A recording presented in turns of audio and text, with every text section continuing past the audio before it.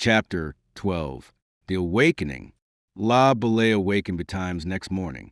It may be that the matter on his mind and the business that was toward arouse him. Certainly it was none of the sounds that are common to an inn at early morn, for the place was as silent as a tomb. Some seconds he remained on his back, staring at the whitewashed ceiling and listening to the patter of the rain against his window.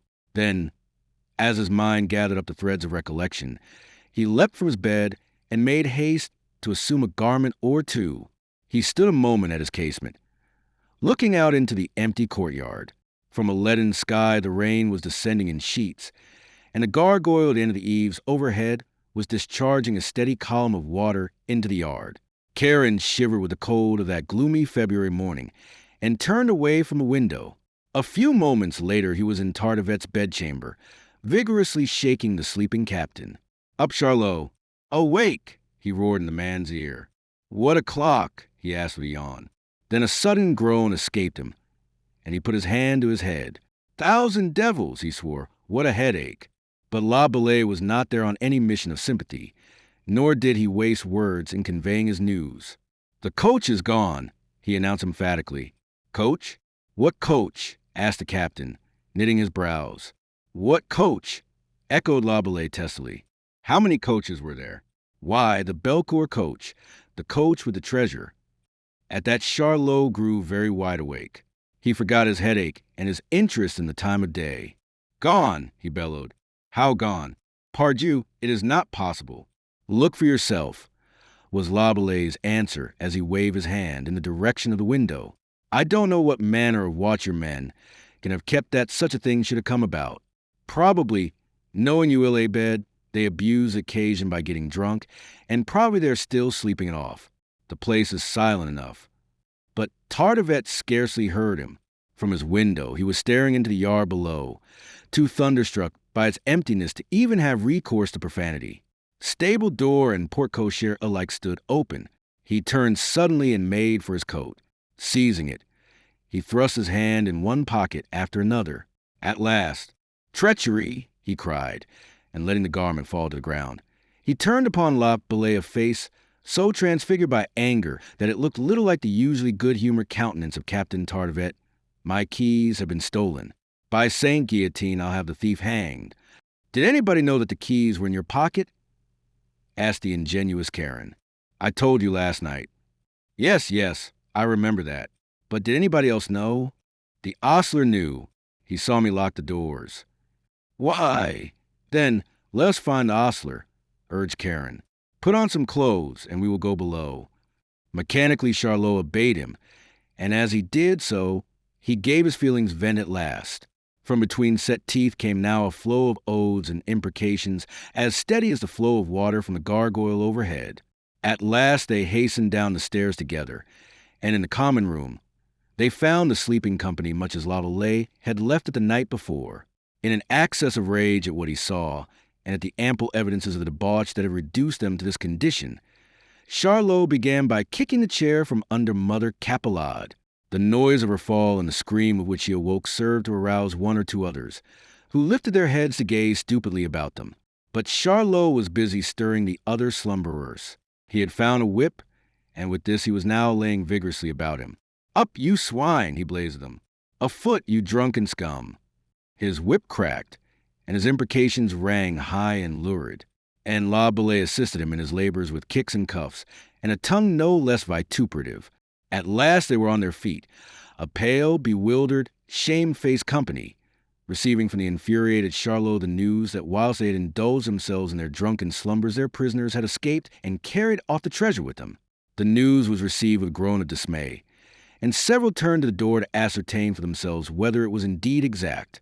The dreary emptiness of the rain-washed yard afforded them more than ample confirmation. "Where's your pig of an ostler, Mother Capelade?" demanded the angry captain. Quivering with terror, she answered him that the rascal should be in the shed by the stables, where it was his wont to sleep. Out into the rain, despite the scantiness of his attire, went Charlot, followed closely by La Belay and one or two stragglers. The shed proved empty, as Karen could have told him, and so, too, did the stables. "Here, at the spot where Madame de Bellecourt's coachman had been left bound. The captain turned to Laboulaye and those others that had followed him. "It is the ostler's work," he announced. There was knavery and treachery writ large upon his ugly face. "I always felt it, and this business proves how correct were my instincts. The rogue was bribed when he discovered how things were with you, you greasy sots. But you, Laboulaye," he cried suddenly, "were you drunk too?" "Not I," answered the deputy. "Then, name of a name, how came that lumbering coach to leave the yard without awakening you?" "You asked me to explain too much," was Laboulaye's cool evasion. "I have always accounted myself a light sleeper, and I could not believe that such a thing could really have taken place without disturbing me. But the fact remains that the coach is gone, and I think that instead of standing here in idle speculation as to how it went, you might find more profitable employment in considering how it is to brought back again. It cannot have gone very far." If any ray of suspicion had begun to glimmer in Charlot's brain, that suggestion of Laboulaye's was enough to utterly extinguish it. They returned indoors, and without more ado, Tartevet set himself to plan the pursuit. He announced, that Prussia was their destination. He had discovered it at the time of their capture from certain papers that he had found in a portmanteau of the Marquise's. He discussed the matter with Laboulaye, and it was now that Karen had occasion to congratulate himself upon his wisdom in having elected to remain behind. The captain proposed to recall the 50 men that were watching the roads from France, and to spread them along the river Sambre as far as Liege, to seek information of the way taken by the fugitives. As soon as anyone of the party struck the trail, it was to send word to the others and start immediately in pursuit. Now, had Charlot been permitted to spread such a net as this, the Marquise must inevitably fall into it, and Karen had pledged his word that she should have an open road to Prussia. With a map spread upon the table, he now expounded to the captain how little necessity there was for so elaborate a scheme. The nearest way to Prussia was by Charleroi, Dinant, and Rochefort into Luxembourg, and he contended it was not only unlikely, but incredible that the Marquise should choose any but the shortest road to carry her out of Belgium, seeing the dangers that must beset her until the frontiers of Luxembourg were passed. "And so," argued Laboulaye, "why waste time in recalling your men? Think of the captives you might miss by such an act. It were infinitely better advised to assume that the fugitives have taken the Charleroi-Dinant road, and to dispatch at once, say, half a dozen men in pursuit." Tartevet pondered the matter for some moments. "Yam are right," he agreed at last, "if they have resolved to continue their journey. A half-dozen men should suffice to recapture them. I will dispatch these at once." Laboulaye looked up at that. "If they have resolved to continue their journey," he echoed. "What else should they have resolved?"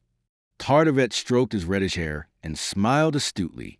"In organizing pursuit," said he, "the wise pursuer will always put himself in the place of the fugitives, and seek to reason as they would probably reason. Now, what more likely than that these ladies, or their coachman, or that rascally ostler should have thought of doubling back into France? They might naturally argue that we should never think of pursuing them in that direction. Similarly placed, that is how I should reason, and that is the course I should adopt, making for Prussia through Lorraine. Perhaps I do their intelligences too much honor. Yet, to me, it seems such an obvious course." Laboulaye grew cold with apprehension. Yet impassively he asked, "But what of your men who are guarding the frontiers?" "Pooh! A detour might circumvent them. The Marquise might go as far north as Roubaix or Comines, or as far south as Rocroi, or even Charlemont." "Name of a name, but it is more than likely," he exclaimed with sudden conviction. "What do you say, Karen?" "That you rave," answered Laboulaye coldly. "Well, we shall see. I will dispatch a message to my men, bidding them spread themselves as far north as Comines and as far south as Charlemont. Should the fugitives have made such a detour, as I suggested, there will be ample time to take them." Laboulaye still contemned the notion with a fine show of indifference, but Tartevet held to his purpose, and presently dispatched the messengers as he had proposed. At that Karen felt his pulses quickening with anxiety for Mademoiselle. These astute measures must inevitably result in her capture, for was it not at Roubaix that he had bidden her await him? There was but one thing to be done, to ride out himself to meet her along the road from Soignies to Oudenarde, and to escort her into France. She should go ostensibly as his prisoner, and he was confident that not all the brigands of Captain Tardivet would suffice to take her from him. Accordingly, he announced his intention of resuming his interrupted journey and ordered his men to saddle and make ready. Meanwhile, having taken measures to recapture the Marquise should she have doubled back into France, Charlot was now organizing an expedition to scour the road to Prussia against the possibility of her having adhered to her original intention of journeying that way. Thus he was determined to take no risks and leave her no loophole of escape. Tardivet would have set himself at the head of the 6 horsemen of this expedition, but that La Bellay interfered, and this time to some purpose. He assured the captain that he was still far from recovered, and that to spend a day in the saddle might have the gravest of consequences for him. If the occasion demanded it, he concluded, I should myself urge you to chance the matter of your health, but the occasion does not. The business is of the simplest, and your men can do as much without you as they could with you. Tardivet permitted himself to be persuaded, and Karen had again good cause to congratulate himself that he had remained behind to influence him. He opined that the men, failing to pick up the trail at Charleroi, would probably go on as far as Dinant before abandoning the chase. Then they would return to Boisvert to announce their failure, and by that time it would be too late to reorganize the pursuit. On the other hand, had Tardivet accompanied them, upon failing to find any trace of the Marquise at Charleroi, La Bellay could imagine him pushing north along the Sambre and pressing the peasantry into his service to form an impassable cordon. And so, having won his way in this at least, and seen the 6 men set out under the command of Tardivet's trusted Guillot, Karen took his leave of the captain. He was on the very point of setting out when a courier dashed up to the door of the Eagle and called for a cup of wine. As it was brought him, he asked the hostess whether the citizen deputy Lallet, commissioner to the army of Dumouriez, had passed that way. Upon being informed that the deputy was even then within the inn, the courier got down from his horse and demanded to be taken to him. The hostess led him into the common room and pointed out the deputy. The courier heaved a sigh of relief, and removing his sodden cloak, he bade the landlady get it dried and prepare him as stout a meal as her hostelry afforded. Name of a name, he swore, as he pitched his dripping hat into a corner. But it is good to find you at last, citizen deputy. I had expected to meet you at Valenciennes, but as you were not there, and as my letters were urgent, I have been compelled to ride for the past 6 hours through that infernal deluge. Enfin, here you are, and here's my letter from the citizen deputy Maximilien Robespierre, and here I'll rest me for the next 6 hours. Bidding the fellow by all means rest and refresh himself, La Bellay broke the seal and read the following. The letter ended with the usual greetings and Robespierre's signature. La Bellay swore softly to himself as he folded the epistle. It seems, he muttered to Charlot, that I am to turn catchpole in the service of the Republic. To a true servant of the nation, put in the courier, who had overheard him, all tasks that may tend to the advancement of the Republic should be eagerly undertaken. Diable, have not I ridden in the rain these 6 hours past? La Bellay paid no heed to him. He was too inured to this sort of insolence, since the new rule had leveled all men. But Charlot turned slowly to regard the fellow. He was a tall man of rather slender stature, but indifferently dressed in garments that were splashed from head to foot with mud, and from which a steam was beginning to rise as he stood now with his back to the fire. Charlot eyed him so narrowly that the fellow shifted his position and dropped his glance in some discomfort. His speech, though rough of report, had not been ungentle of delivery, but his face was dirty, the sure sign of an ardent patriot. His hair hung untidy about his face, and he wore that latest abomination of the ultra-revolutionist, a dense black beard and mustache. My friend, said Charlot, although we are ready to acknowledge you our equal, we should like you to understand that we do not take lessons in duty even from our equals. Bear you that in mind if you seek to have a peaceful time while you are here. For it so happens that I am quartered at this inn, and have a more important way with me than this good-natured deputy here. The fellow darted Charlot a malevolent glance. You talk of equality, and you outrage equality in a breath, he growled. I half suspect you of being a turncoat aristocrat, and he spat ostentatiously on the ground. Suspect what you will, but voice no suspicions here, else you'll become acquainted with the mighty short methods of Charlot Tardivet. And as for aristocrats, my friend, there are none so rabid as the newly converted. I wonder how long it is since you became a patriot." Before the fellow could make any answer, the corporal in command of Labelay's escort entered to inform Karen that the men were in the saddle. At that, the deputy hurriedly took his leave of Tardivet, and wrapping his heavy cloak tightly about him, he marched out into the rain and mounted. A few moments later, they clattered briskly out of Boisvert, the thick gray mud flying from their horses' hoofs as they went, and took the road to France. For a couple of miles, they rode steadily along under the unceasing rain and in the teeth of that bleak February wind. Then, at a crossroad, Labelais unexpectedly called a halt. "My friends," he said to his escort, "we have yet a little business to discharge in Belgium before we cross the frontier."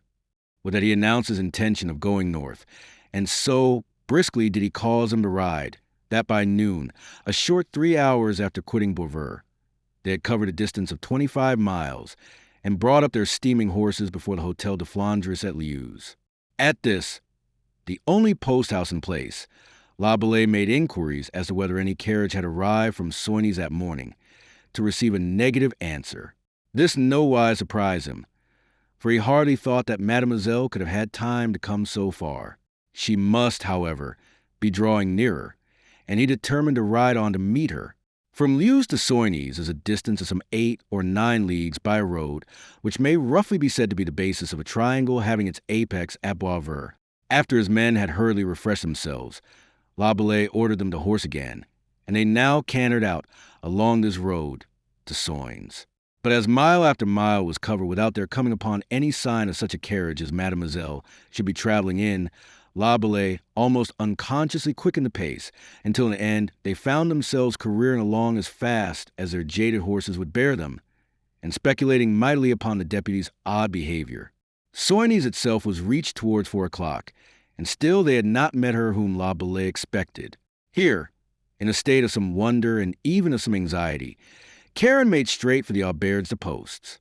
Bidding his men dismount and see to themselves and their beasts, he went in quest of the host, and having found him, bombarded him with questions.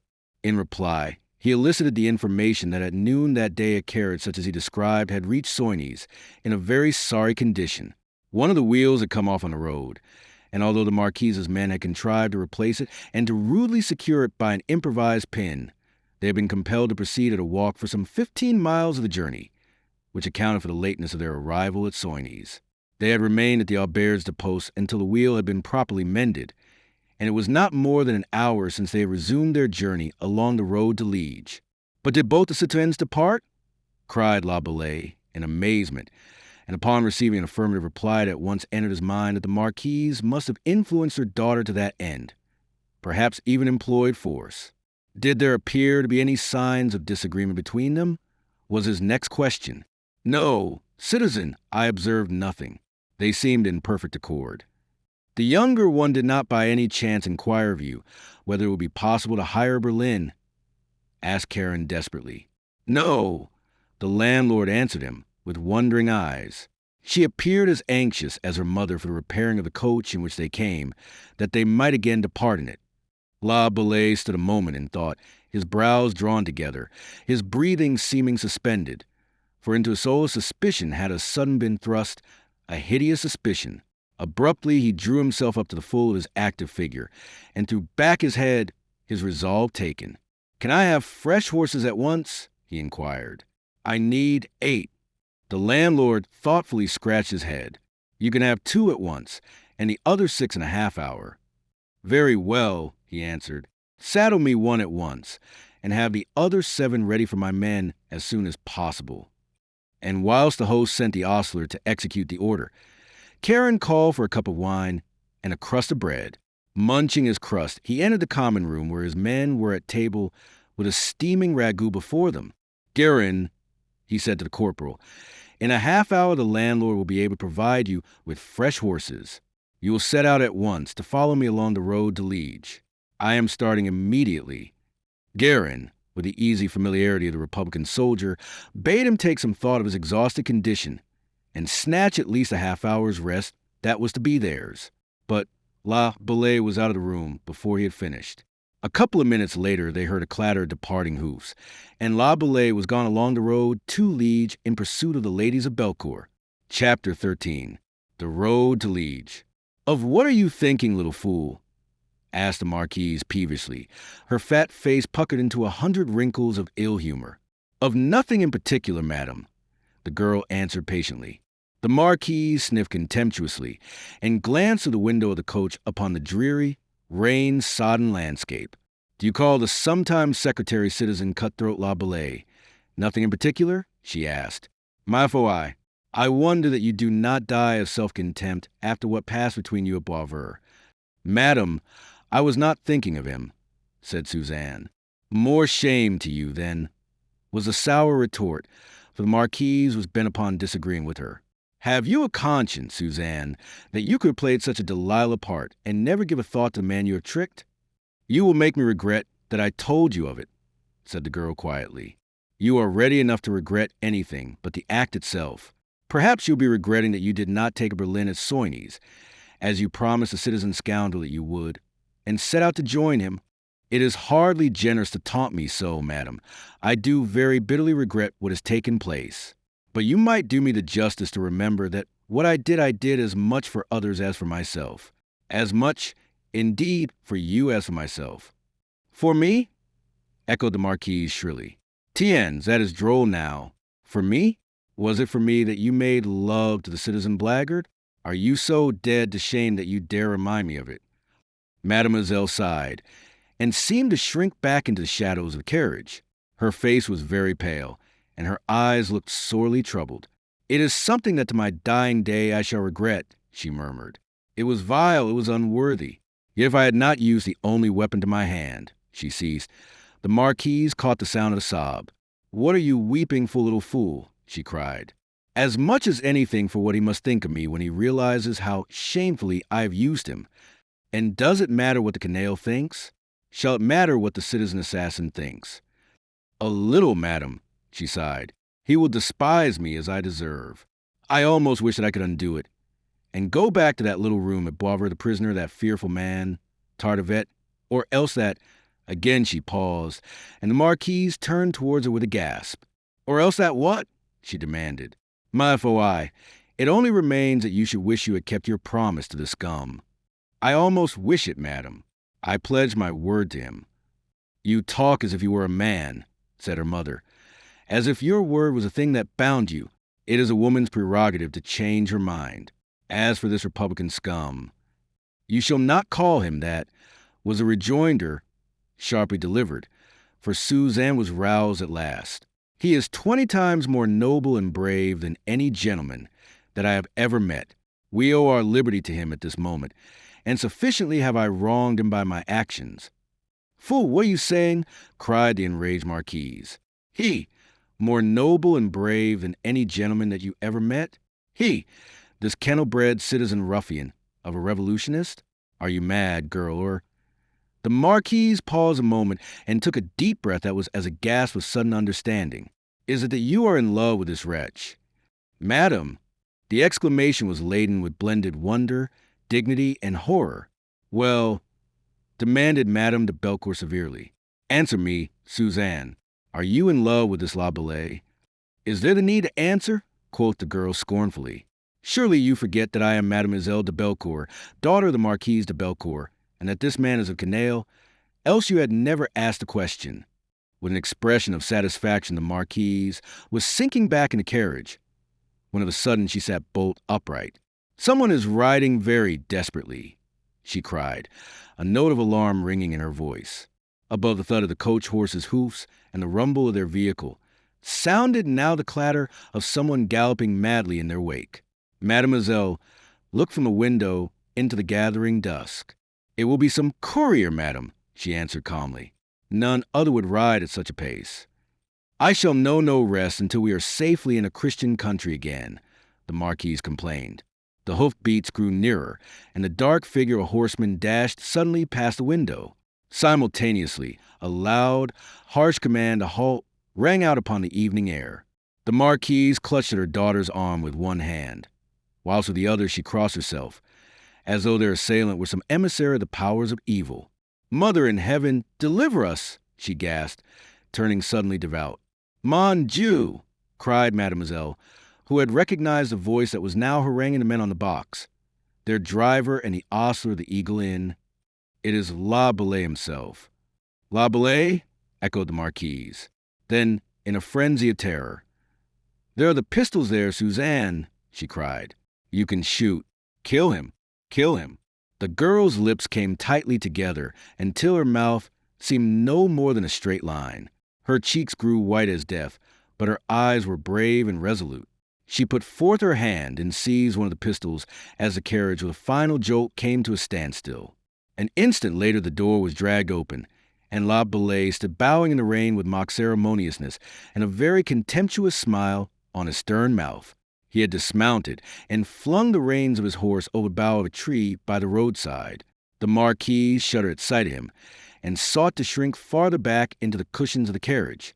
Citoyen, he was saying very bitterly, when I made my compact with you yesternight, I did not reckon upon being compelled to ride after you in this fashion.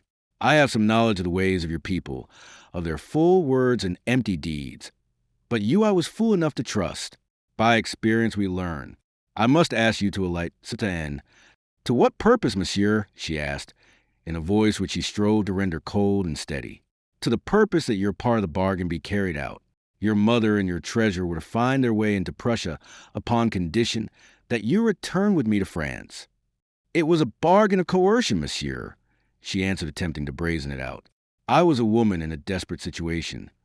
Surely your memory is at fault, Citoyen, he answered, with a politeness that was in itself a mockery. Your situation was so little desperate that I had offered to effect the rescue both of your mother and yourself without asking any guerdon. Your miserable treasure alone it was that had to be sacrificed. You will recall that the bargain was of your own proposing. There was a pause, during which he stood waiting for her reply. Her blue eyes made an attempt to meet his steady gaze, but failed.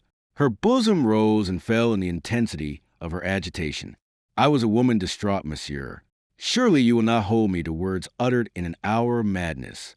It was a bargain I had no right to make, for I am no longer free to dispose of myself. I am betrothed to the Vicomte Anatole d'Ambreville. The contract has already been signed, and the Vicomte will be meeting us at Treves. It was as if she had struck him, and amazement left him silent a moment. In a dim, subconscious way, he seemed to notice that the name she mentioned was that of the man he was bidden to arrest. Then, with an oath, I care not for that, he cried. As God lives, you shall fulfill your word to me. Monsieur, I refuse, she answered, with finality. Let me request you close the door and suffer us to proceed. Your mother and your treasure may proceed. It was thus we bargained. But you shall come with me. I will be no girl's dupe, no woman's fool, Citoyen. When he said that he uttered the full truth, there was no love in his voice or in his heart at that moment. Than desire of her, nothing was further from his mind. It was his pride that was up in arms, his wounded dignity that cried out to him to avenge himself upon her, and to punish her for having no miserably duped him. That she was unwilling to go with him only served to increase his purpose of taking her, since the more unwilling she was, the more would she be punished. Citoyen, I am waiting for you to alight, he said peremptorily. Monsieur, I am very well as I am, she answered him, and leaning slightly from the coach. Drive on, Blaise, she commanded. But La Bellay cocked a pistol. Drive so much as a yard, he threatened, and I'll drive you to the devil. Then, turning once more to Suzanne, never in my life, since have I employed force to a woman, he said. I trust that you will not put me to the pain of commencing now. Stand back, monsieur, was her imperious answer. But heedless he advanced, and thrusting his head under the lintel of the carriage door, he leaned forward to seize her. Then, before he could so much as conjecture what she was about, her hand went up grasping a heavy horse pistol by the barrel, and she brought the bullet down with a deadly precision between his brows. He reeled backwards, threw up his arms, and measured his length in the thick gray mud of the road. Her eyes had followed him with a look of horror, and until she saw him lying still on his back, did she seem to realize what she had done. My dear, brave girl, murmured her mother's voice, but she never heard it. With a sob, she relaxed her grasp of the pistol and let it fall from the carriage. Shall I drive on, mademoiselle? Inquired Blaise from the box, but without answering him, she had stepped down into the mud and was standing bareheaded in the rain beside the body of Karen. Silently, she stooped and groped for his heart. It was beating vigorously enough, she thought. She stooped lower and taking him under the arms. She half bore, half dragged him to the side of the road, as if the thin, bare hedge were capable of affording him shelter. There she stood a moment looking down at him. Then with a sob she suddenly stooped, and careless of the eyes observing her, she kissed him full upon the mouth. A second later she fled like a frightened thing back to the carriage, and, closing the door, she called in a strangled voice to drive on. She paid little heed to the praise that was being bestowed upon her by her mother, who had seen nothing of the kiss. But she lay back in her corner of the coach, and now her lashes were wet at the thought of Karen lying out there in the road. Now her cheeks grew red with shame at the thought that she, the nobly born Mademoiselle de Belcourt, should have allowed even pity to have so far overcome her as to have caused her to touch with her lips the lips of a low-bred revolutionist. Chapter 14. The Courier. It was well for La Bellay that he had tethered his horse to a tree before approaching the coach. That solitary beast standing by the roadside in the deepening gloom attracted the attention of his followers. When a half hour or so later, they rode that way, making for Liege, as La Bellay had bidden them. At their approach the animal neighed, and Guerin, hearing the sound, reined in and peered forward into the gloom, to descry the horse's head and back outlined above the blur of the hedge. His men halted behind him whilst he approached the riderless beast and made, as well as he could in the darkness, an examination of the saddle. One holster he found empty, at which he concluded that the rider, whoever he had been, had met with trouble. From the other he drew a heavy pistol, which, however, gave him no clue. "Get down," he ordered his men, "and search the roads hereabouts. I'll wager a horse to a horseshoe that you will find a body somewhere." He was obeyed, and presently a cry from one of the searchers announced a discovery. It was succeeded by another exclamation. "Sacre nom!" swore the trooper. "It is the citizen deputy." In an instant Guerin had leapt to the ground, and with the others crowding about him, their bridles over their arms and their horses in a bunch behind them, he was bending under the dripping hedge to examine the body that lay supine in the sodden road. A vigorous oath escaped him when he assured himself that it was indeed La Bellay. "Is he dead?" cried the men in chorus. "No, not dead," grumbled the corporal. "But there's a lump on his brow the size of an egg, and God knows how long he's been lying here in this bed of mud." They had no restoratives, and the only thing was to convey him to the nearest habitation and demand shelter. They held a short council on the matter, and in the end Guerin bade for them take him up and carry him in a cloak. Some 2 miles back they had passed a house, and thither the corporal now bade them retrace their steps. They made an odd procession. First went 2 mounted troopers leading the horses of the others, then the 4 on foot, carrying the deputy and cloak, and lastly, Guerin riding in the rear. In this manner they went back along the dark road, and for close upon a half hour, for their progress was slow, they trudged along in silence. At last there was a short exclamation from one of the riders, as half a mile away an illuminated window beamed invitingly. Encouraged by it, they quickened their steps a little. But almost at the same time La Bellay stirred on the cloak, and the men who carried him heard him speak.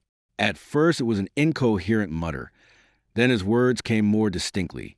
"Hold! Where are you carrying me? Who the devil are you?" It was Guerin's voice that came instantly to reassure him. Guerin essayed to sit up, but finding it impracticable, he shortly bade his men set him down. They halted. Guerin dismounted and came to the deputy's side, and it was found that his condition was none so grave after all, for he was able to stand unaided. When, however, he attempted to walk, he reeled and would of a certainty have fallen, but that Guerin put out his arm to support him. "Steady there, citizen," the corporal admonished him. "Get my horse," he commanded briefly. "But, name of a name, you are not fit to ride," Guerin protested. La Bellay, however, would listen to no reason. With the recovery of his faculties came the consideration of how miserably Suzanne had duped him, and of how she had dealt with him when he had overtaken her. He burned now to be avenged, and at all costs he would ride after and recapture her. He announced, therefore, to the corporal that they must push on to Liege.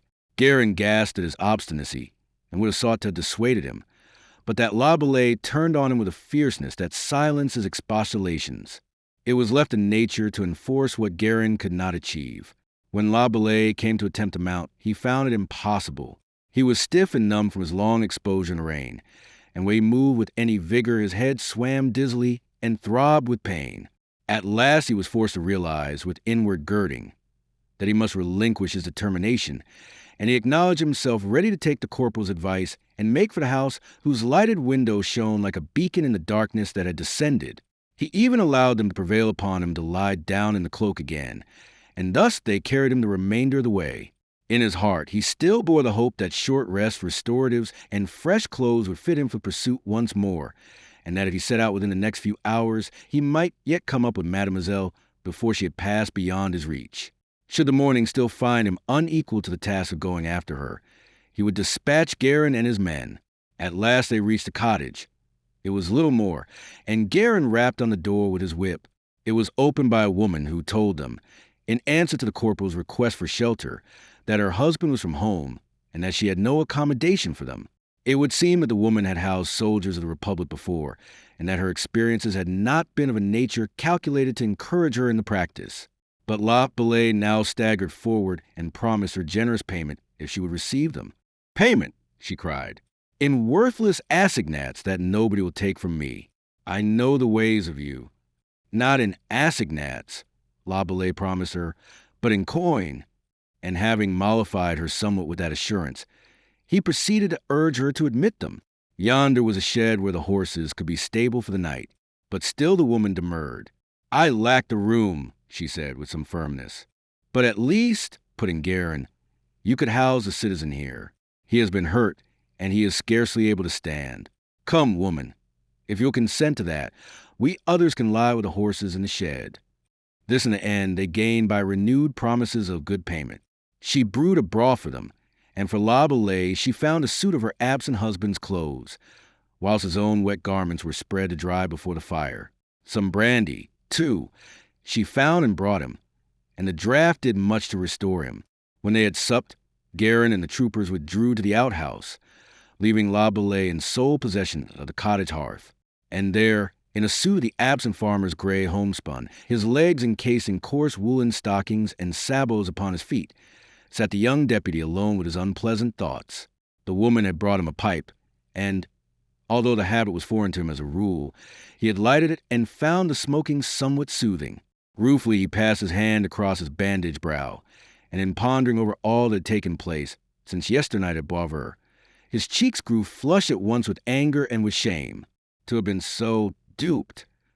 And now, his mind growing clearer as he recovered in vigor, it occurred to him that by tomorrow it would be too late to give pursuit. Once she crossed the Sambre at Liege, or elsewhere, who could tell him by what road she would elect to continue her journey? He had not sufficient men at his disposal to send out parties along each of the possible roads. That her ultimate destination was Treves he knew, but once there she was beyond his reach, at safety from the talons of the French Republic. He sat on and thought. What time his brows came closer together and his teeth fastened viciously upon the stem of the pipe. By the table sat the woman, knitting industriously and ever and anon glancing inquiry at her stern, thoughtful guest, and the click of her needles was the only sound that disturbed the stillness of the room. Outside the wind was wailing like the damned, and the rain, which had recommenced with new vigor, rattled noisily upon the panes. Suddenly above the din of the elements, a shout sounded in the night. The deputy raised his head and glanced towards a woman. A moment later they heard the gate creak, and steps upon the path that led to the cottage door. "Your husband?" inquired La Bellay. "No, monsieur. He has gone to Liege, and will not return until tomorrow. I do not know who it can be." There was alarm on her face, which La Bellay now set himself to allay. "At least you are well protected, citoyen. My men are close at hand, and we can summon them if there be the need." Reassured, she rose, and at the same moment a knock sounded on the door. She went to open it, and from his seat by the hearth La Bellay heard a gentle, mincing voice that was oddly familiar to him. "Madam," it said, "we are two poor, lost wayfarers, and we crave shelter for night. We will pay you handsomely." "I am desolated that I have no room, messer," she answered with courteous firmness. "Party," interpolated another voice. "We need no room. A bundle of straw and a corner is all we seek. Of your charity, madam, is this a night on which to leave a dog out of doors?" A light of recollection leaped suddenly to La Belay's eyes, and with a sudden gasp he stooped to the hearth. "But I cannot, messers," the woman was saying, when the second voice interrupted her. "I see your husband by the fire, madam. Let us hear what he has to say." The woman colored to the roots of her hair. She stepped back a pace and was about to answer them when, chancing to glance in La Belay's direction, she paused. He had risen and was standing with his back to the fire. There was a black smudge across his face, which seemed to act as a mask, and his dark eyes glowed with an intensity of meaning which arrested her attention and silenced the answer which was rising to her lips. In the brief pause, the newcomers had crossed the threshold and stood within the rustic chamber. The first of these was he whose gentle voice La Belay had recognized, old Ledoux, the friend of the Marquis de Belcourt. His companion, to the deputy's vast surprise, was none other than the bearded courier who had that morning delivered him at Boisvert the letter from Robespierre. What did these two together, and upon such manifest terms of equality, that it should be his business to discover?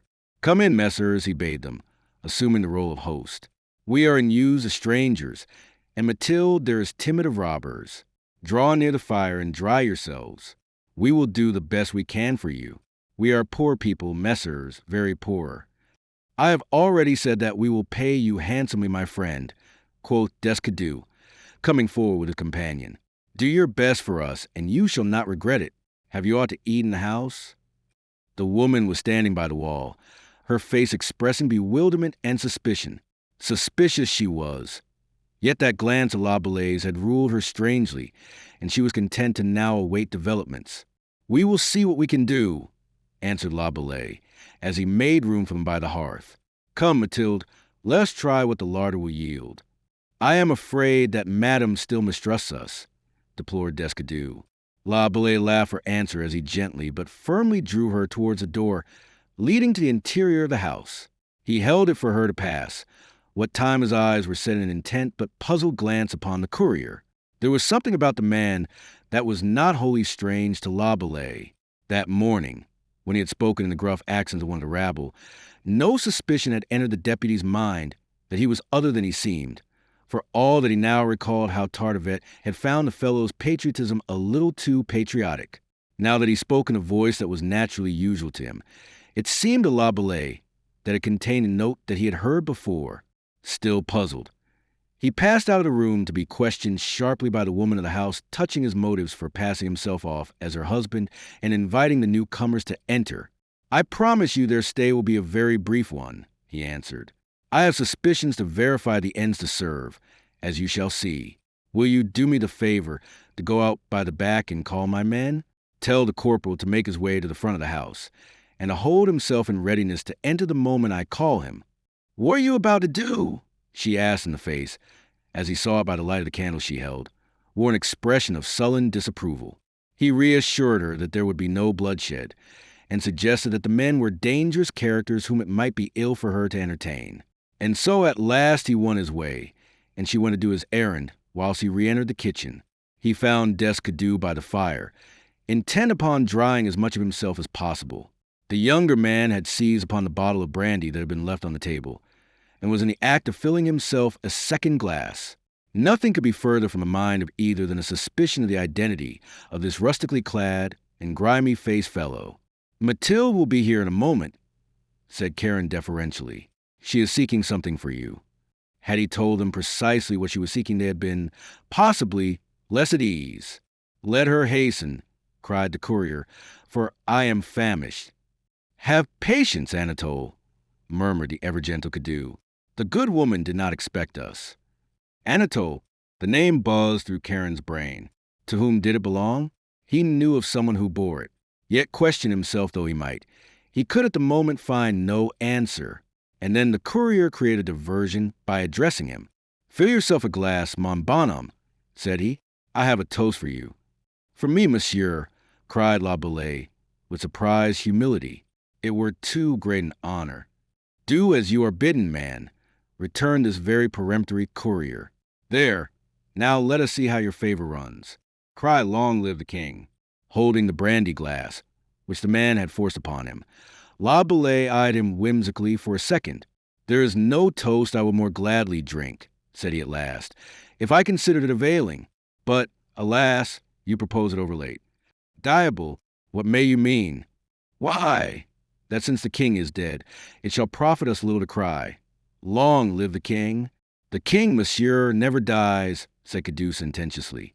Since you put it so, monsieur, answered La Bellay, as a convinced, I'll honor the toast.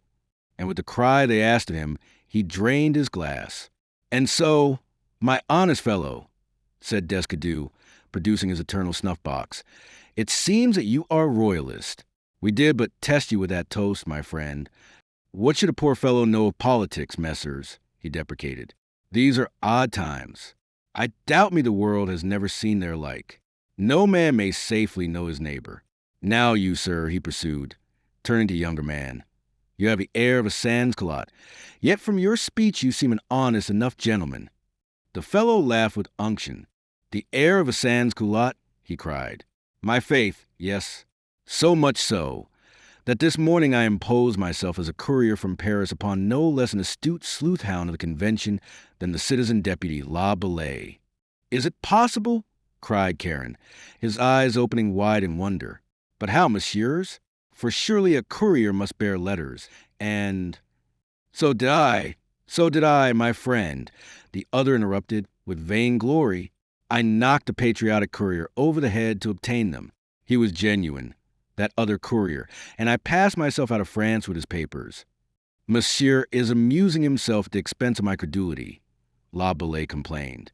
My good man, I am telling you facts, the other insisted. But how could such a thing be accomplished? Asked Karen, seating himself at the table and resting his chin upon his hand, his gaze so full of admiration as to seem awestruck. How? I will tell you. I am from Artois. You'll be repeating that charming story once too often, Descadeau cautioned him. Pish, you timorous one, he laughed and resumed his tale. I am from Artois. Then I have some property there, and it lately came to my ears that this assembly of curs they call a convention had determined to make an end of me. But before they could carry out their design, those sons of dogs, my tenants, incited by the choice example set them by other tenantry, made a descent on my chateau one night, and did themselves the pleasure of burning it to the ground. By a miracle, I escaped with my life, and lay hidden for 3 weeks in the house of an old peasant who had remained faithful. In that time, I let my beard grow, and trained my hair into a patriotic unkemptness. Then, in filthy garments, like any true Republican, I set out to cross the frontier.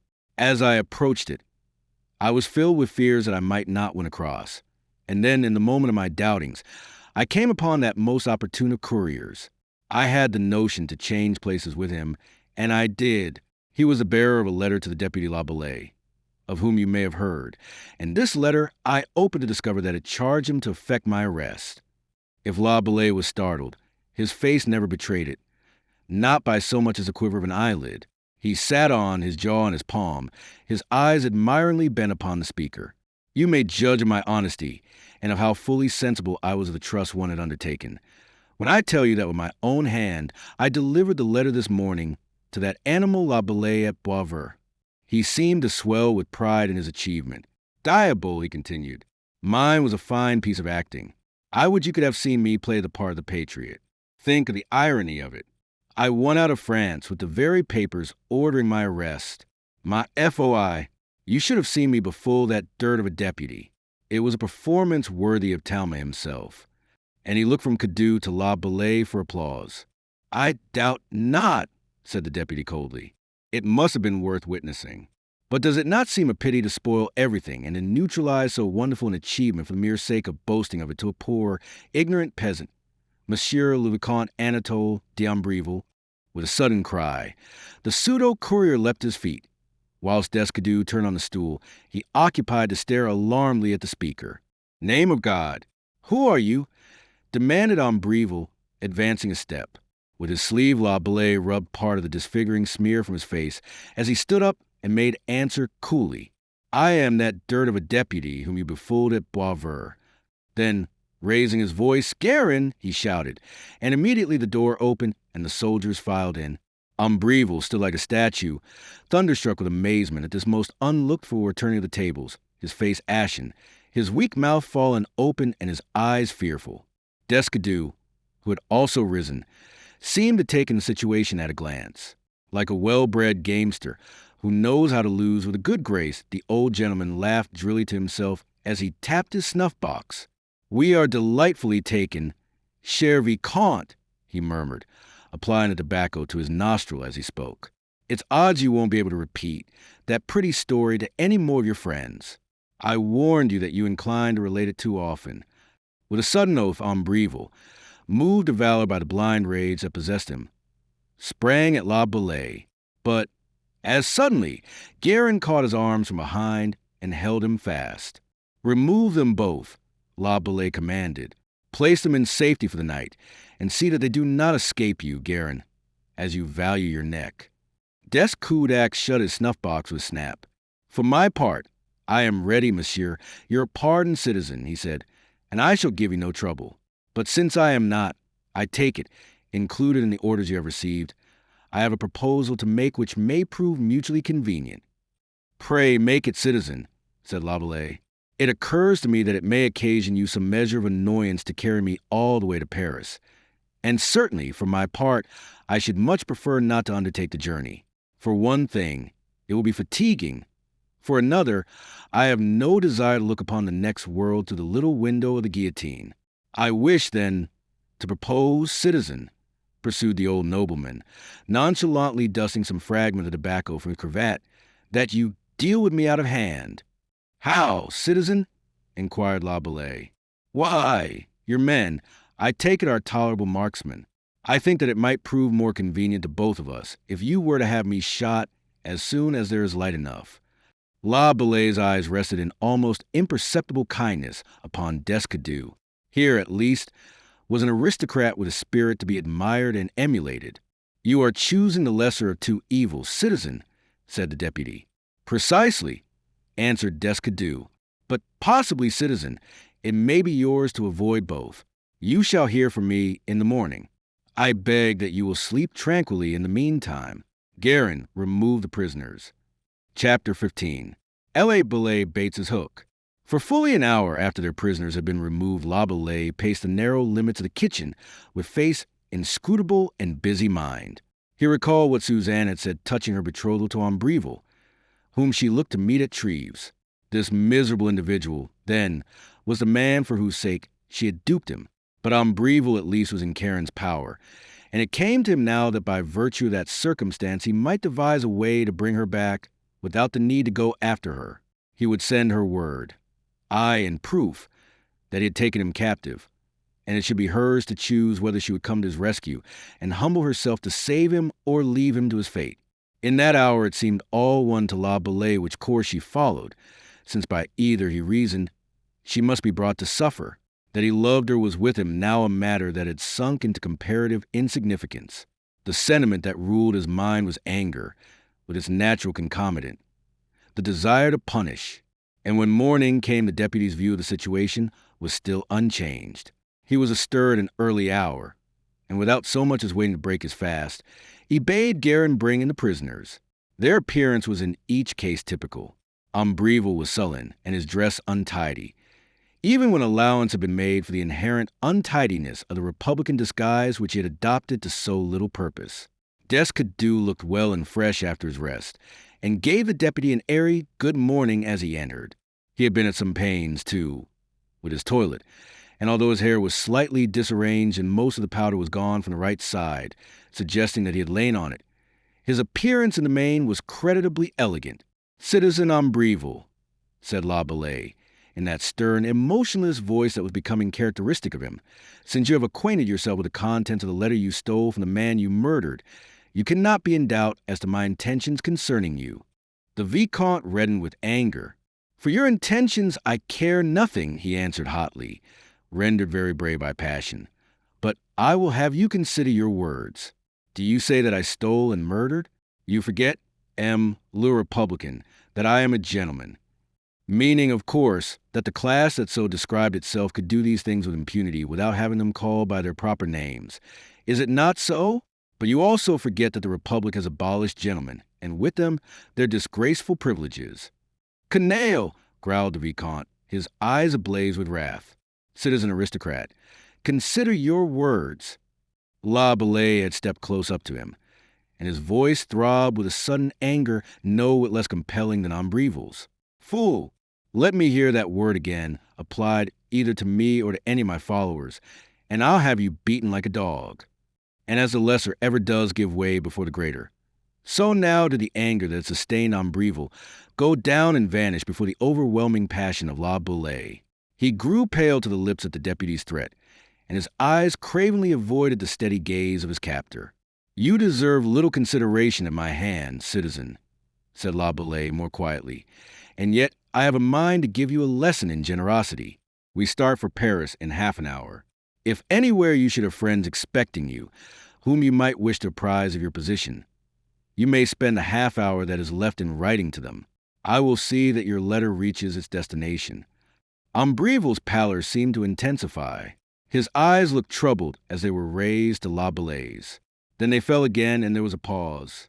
At last, I shall be glad to avail myself of your offer, he said, in a voice that for meekness was ludicrously at variance with his late utterances. Then pray do so at once. And La Bellay took down an inkhorn, a quill, and a sheaf of paper from a mantel-shelf behind him. These he placed on the table, and setting a chair, he signed to the aristocrat to be seated. And now, Citizen Cadew, said La Bellay, turning to the old nobleman, I shall be glad if you'll honor me by sharing my breakfast while Citizen Ombreville is at his writing. Descadew looked up in some surprise. You are too good, monsieur, said he, inclining his head.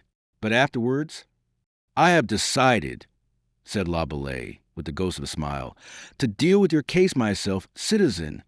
The old dandy took a deep breath, but the glance of his blue eyes was steadfast, and his lips smiled as he made answer. Again you are too good. I fear that you would carry me to Paris, and at my age the journey is a tiresome one.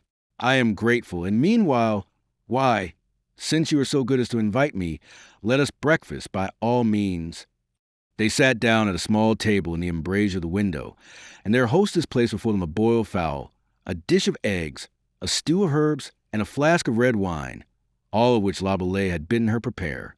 Why, it is a feast, declared Descadew, in excellent humor, and for all that he was under the impression that he was to die in half an hour, he ate with the heartiest good will, chatting pleasantly the while with the Republican, the first Republican with whom it had ever been his aristocratic lot to sit at table. And what time the meal proceeded Ombreville, with two soldiers standing behind his chair, penned his letter to Mademoiselle de Bellecour. Had La Bellay, inspired by the desire to avenge himself of the treachery of which he had been the victim, dictated that epistle, T could not have been indicted in a manner better suited to his ends. It was a maudlin, piteous letter, in which, rather than making his farewells, the Vicomte besought the aid of Suzanne. He was, he wrote, in the hands of men who might be bribed, and since she was rich, for he knew of a treasure with which she had escaped, he based his hopes upon her employing a portion of her riches to obtaining his enlargement. She, he continued, was his only hope, and for the sake of their love, for the sake of their common nobility, he besought her not to fail him now. Carried away by the piteousness of his entreaties, the tears welled up to his eyes and trickled down his cheeks, one or two of them finding their way to the paper, thus smearing it with an appeal more piteous still, if possible, than that of his maudlin words. At last the letter was ended. He sealed it with a wafer and wrote the superscription, to Mademoiselle de Bellecour, at the Hotel de Trois-Rois, Treves. He announced the completion of his task, and La Bellay bade him go join Descadew at the next table and take some food before setting out, whilst the deputy himself now sat down to write. Citoyen, he wrote, the man to whom you are betrothed, for whose sake you stooped to treachery and attempted murder, is in my hands. Thus has heaven set it in my power to punish you, if the knowledge that he travels to the guillotine is likely to prove a punishment. If you would rescue him, come to me in Paris, and conditionally I may give you his life. That, he thought, should humble her. He folded his letter round Ombreville's, and having sealed the package, he addressed it as Ombreville had addressed his own missive. Guerin, he commanded briefly, remove the citizen Ombreville. When he had been obeyed, and Guerin had conducted the Vicomte from the room, La Bellay turned again to Descadew. They were alone, saving the two soldiers guarding the door. The old man rose, and making the sign of the cross, he stepped forward, calm and intrepid of bearing. "Monsieur," he announced to La Bellay, who was eyeing him with the faintest tinge of surprise, "I am quite ready." "Have you always been so devout, citizen?" inquired the deputy. "Alas, no, monsieur. But there comes a time in the life of every man when, for a few moments at least, he is prone to grow mindful of the lessons learnt in childhood." The surprise increased in La Bellay's countenance. At last he shrugged his shoulders, after the manner of one who abandons a problem that has grown too knotty. "Citizen de Cadeau," said he, "I have deliberated that since I have received no orders from Paris concerning you, and also since I am not by profession a catchpole, there is no reason whatever why I should carry you to Paris. In fact, citizen, I know of no reason why I should interfere with your freedom at all. On the contrary, when I recall the kindness you sought to do me that day, years ago, at Belcourt, I find every reason why I should further your escape from the Revolutionary Tribunal. A horse, citizen, stands ready saddled for you, and you are free to depart, with the one condition, however, that you will consent to become my courier for once, and carry a letter for me, a matter which should occasion you, I think, no deviation from your journey." The old dandy, in whose intrepid spirit the death which he believed imminent had occasioned no trembling, turned pale as La Bellay ceased. His blue eyes were lifted almost timidly to the deputy's face, and his lip quivered. "You are not going to have me shot, then?" he faltered. "Shot?" echoed La Bellay, and then he remembered the precise words of the request which Descadeau had preferred the night before, but which at the time he had treated lightly. "Ma foi, you do not flatter me," he cried. "Am I a murderer, then? Come, citizen, here is a letter that you are to carry. It is addressed to Mademoiselle de Belcourt at Treves, and encloses Ombreville's farewell epistle to that lady." "But gladly, monsieur," exclaimed Descadeau, and then, as if to cover his sudden access of emotion, of which he was most heartily ashamed, he fumbled for his snuff-box, and having found it, he took an enormous pinch. They parted on the very best of terms, did these two, the aristocrat and the revolutionary, actuated by a mutual esteem tempered in each case with gratitude. When at last Descadeau had taken a sympathetic leave of Ombreville and departed, Karen ordered the Vicomte to be brought before him again, and at the same time bade his men make ready for the road. "Citizen," said La Bellay, "we start for Paris at once. If you will pass me your word of honor to attempt no escape, you shall travel with us in complete freedom and with all dignity." Ombreville looked at him with insolent surprise, his weak supercilious mouth growing more supercilious even than its wont. He had recovered a good deal of his spirit by now. "Pass you my word of honor?" he echoed. "Mon Dieu, my good fellow, a word of honor is a bond between gentlemen. I think too well of mine to pass it to the first greasy rascal of the Republic that asks it of me." La Bellay eyed him a second with a glance, before which the aristocrat grew pale, and already regretted him of his words. The veins in the deputy's temples were swollen. "I warned you," said he in a dull voice. Then to the soldiers standing on either side of Ombreville, "Take him out," he said. "Mount him on horseback. Let him ride with his hands pinioned behind his back, and his feet lashed together under the horse's belly. Attend to it." "Monsieur," cried the young man in an appealing voice, "I will give you my word of honor not to escape. I will—" "Take him out," La Bellay repeated with a dull bark of contempt. "You had your chance, citizen aristocrat." Ombreville set his teeth and clenched his hands. "Canaille!" he snarled in his fury. "Hold!" Karen called after the departing men. They obeyed, and now this wretched Vicomte, of such unstable spirit, dropped all his anger again. As suddenly as he had caught it up, fear paled his cheek and palsied his limbs once more, for La Bellay's expression was very terrible. "You know what I said that I would have done to you if you used that word again?" La Bellay questioned him coldly. I was beside myself, monsieur." The other gasped in the intensity of his fear. And at the sight of his pitiable condition, the anger fell away from La Bellay, and he smiled scornfully. "My faith," he sneered, "you are hot one moment and cold the next. Citizen, I am afraid that you are no better than a vulgar coward.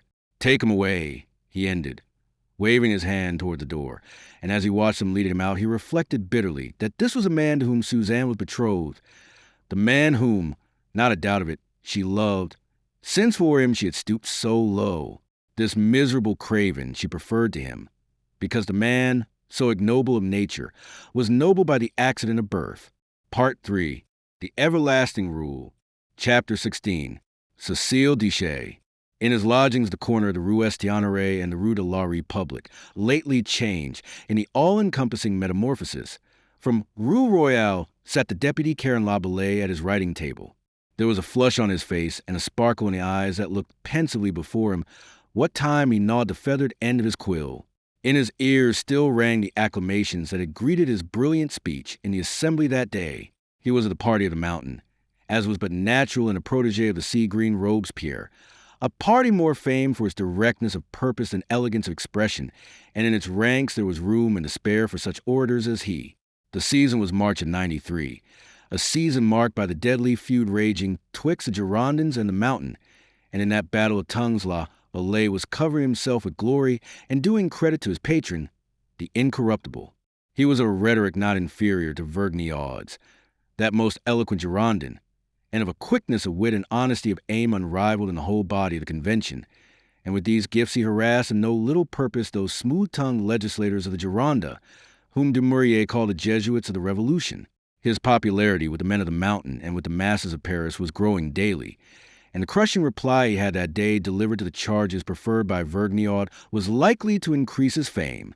Well, therefore, might he sit with flushed cheeks and sparkling eyes chewing the his pen and smiling to himself at the memory of the enthusiasm of which he had been the center a half-hour ago.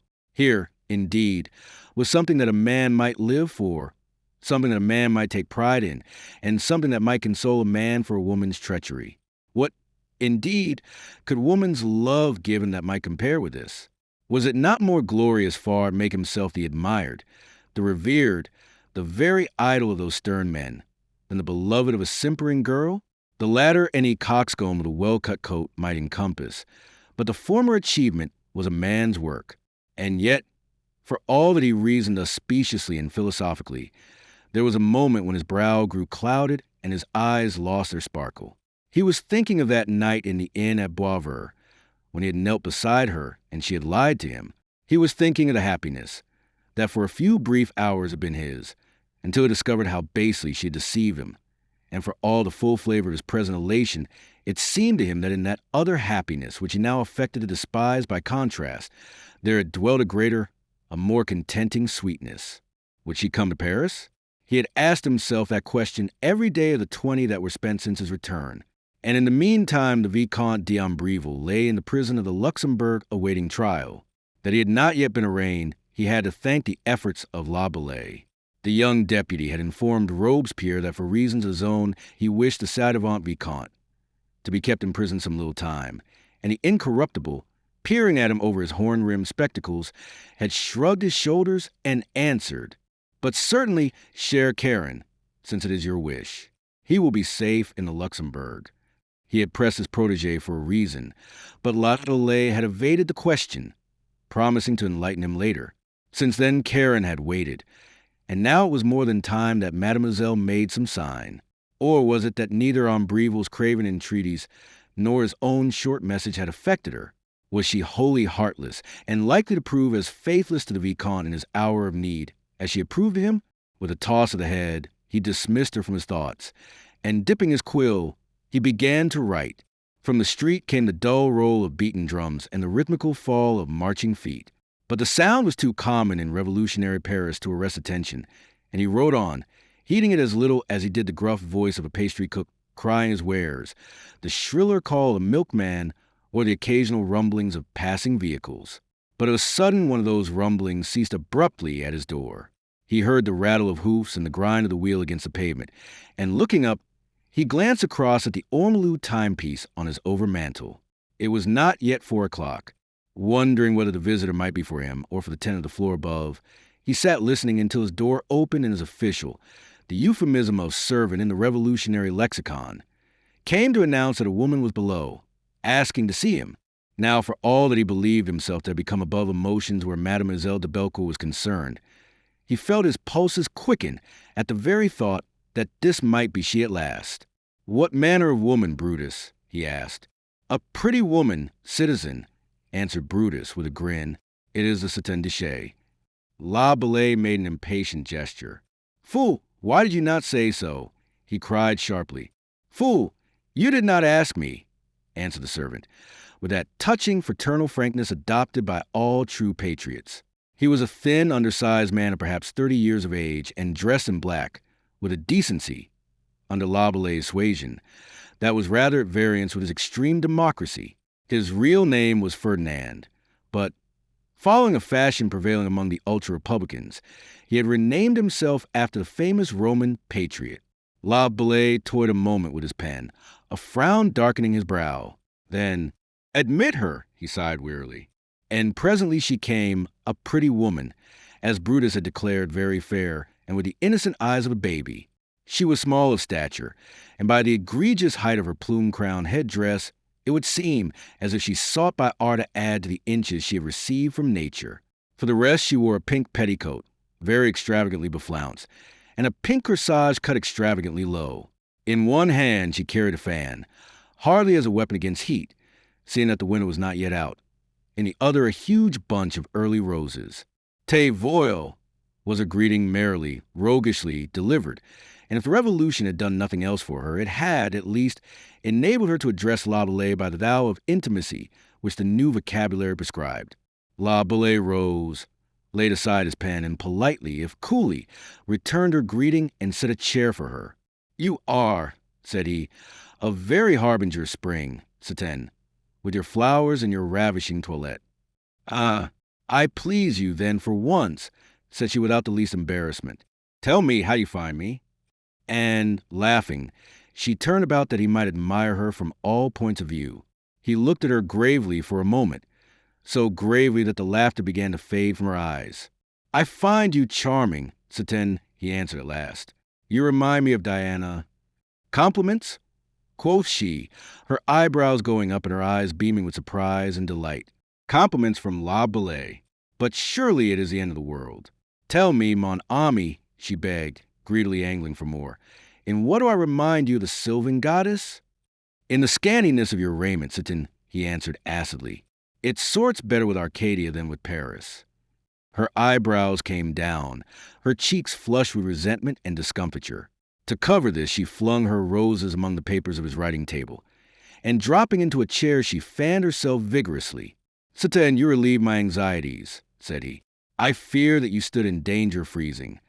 To freeze is no more than one might expect in your company, she answered, stifling her anger. He made no reply. He moved to the window and stood drumming absently on the panes. He was inured to these invasions on the part of Cecile Dichet and to the bold, unwomanly advances that repelled him. Today his patience with her was even shorter than it wont, haply because when his official had announced a woman, he had for a moment permitted himself to think that it might be Suzanne. The silence grew awkward, and at last he broke it.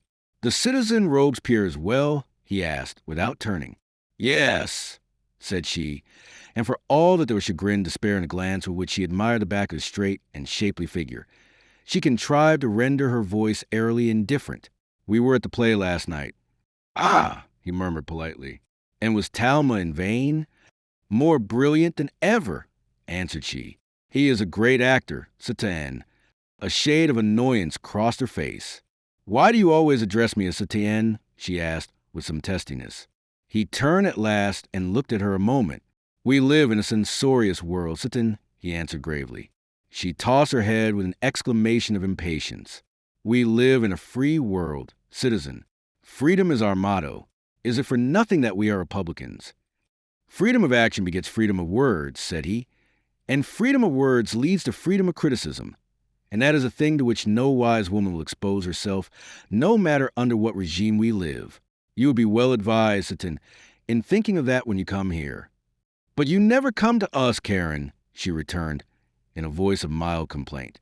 You have not been once to the plays since your return from Belgium, and you seem different, too, since your journey to the army.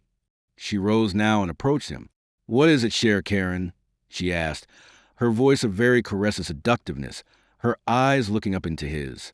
Is something troubling you? Troubling me? He echoed musingly. No, but then I am a busy man, Ceten. A wave of red seemed to sweep across her face, and her heel beat the parquet floor. "If you call me Sedan again, I shall strike you," she threatened him. He looked down at her, and she had the feeling that behind the inscrutable mask of his countenance, he was laughing at her. "It would sort well with your audacity," he made answer coolly. She felt in that moment that she hated him, and it was a miracle that she did not do as she had threatened, for with all her meek looks, she owned a very fiercest of tempers. She drew back a pace or two, and her glance fell. "I shall not trouble you in future," she vowed. "I shall not come here again." He bowed slightly. "I applaud the wisdom of your resolve. CIT, Cecile, the world, as I have said, is censorious." She looked at him a second, then she laughed. But it was laughter of the lips only. The eyes looked steely as daggers and as capable of mischief. "Adieu, Citizen Laboulaye," she murmured mockingly. "Au revoir, Satinche," he replied urbanely. "Oof!" she gasped, and with that sudden exclamation of pent-up wrath, she whisked about and went rustling to the door. "Satin," he called after her, "you are forgetting your flowers." She halted, and seemed for a second to hesitate, looking at him oddly. Then she came back to the table and took up her roses. Again she looked at him, and let the bouquet fall back among the papers. "I brought them for you, Karen," she said, "and I'll leave them with you. We can at least be friends, can we not?" "Friends? But were we ever aught else?" he asked. "Alas, no," she said to herself, whilst aloud she murmured, "I thought that you would like them. Your room has such a gloomy, somber air, and a few roses seem to fuse from the sunshine on which they have been nurtured." "You are too good, Cecile," he answered, and, for all his coldness, he was touched a little by this thoughtfulness. She looked up at the altered tone, and the expression of her face seemed to soften. But before she could make answer, there was a rap at the door. It opened, and Brutus stood in the doorway. "Citizen," he announced in his sour tones, "there's another woman below asking to see you." Laboulaye started, as again his thoughts flew to Suzanne, and a dull flush crept into his pale cheeks and mounted to his brow. Cecile's eyes were upon him, her glance hardening as she observed these signs. Bitter enough had it been to endure his coldness, while she had imagined that it sprang from the austerity of his nature and the absorption of his soul in matters political. But now that it seemed she might have cause to temper her bitterness with jealousy, her soul was turned to gall. "What manner of woman, Brutus?" he asked after a second's pause.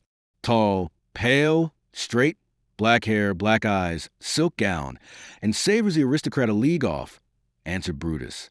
"Your official seems gifted with a very comprehensive eye," said Cecile tartly. But Laboulaye paid no heed to her. The flush deepened on his face, then faded again, and he grew oddly pale.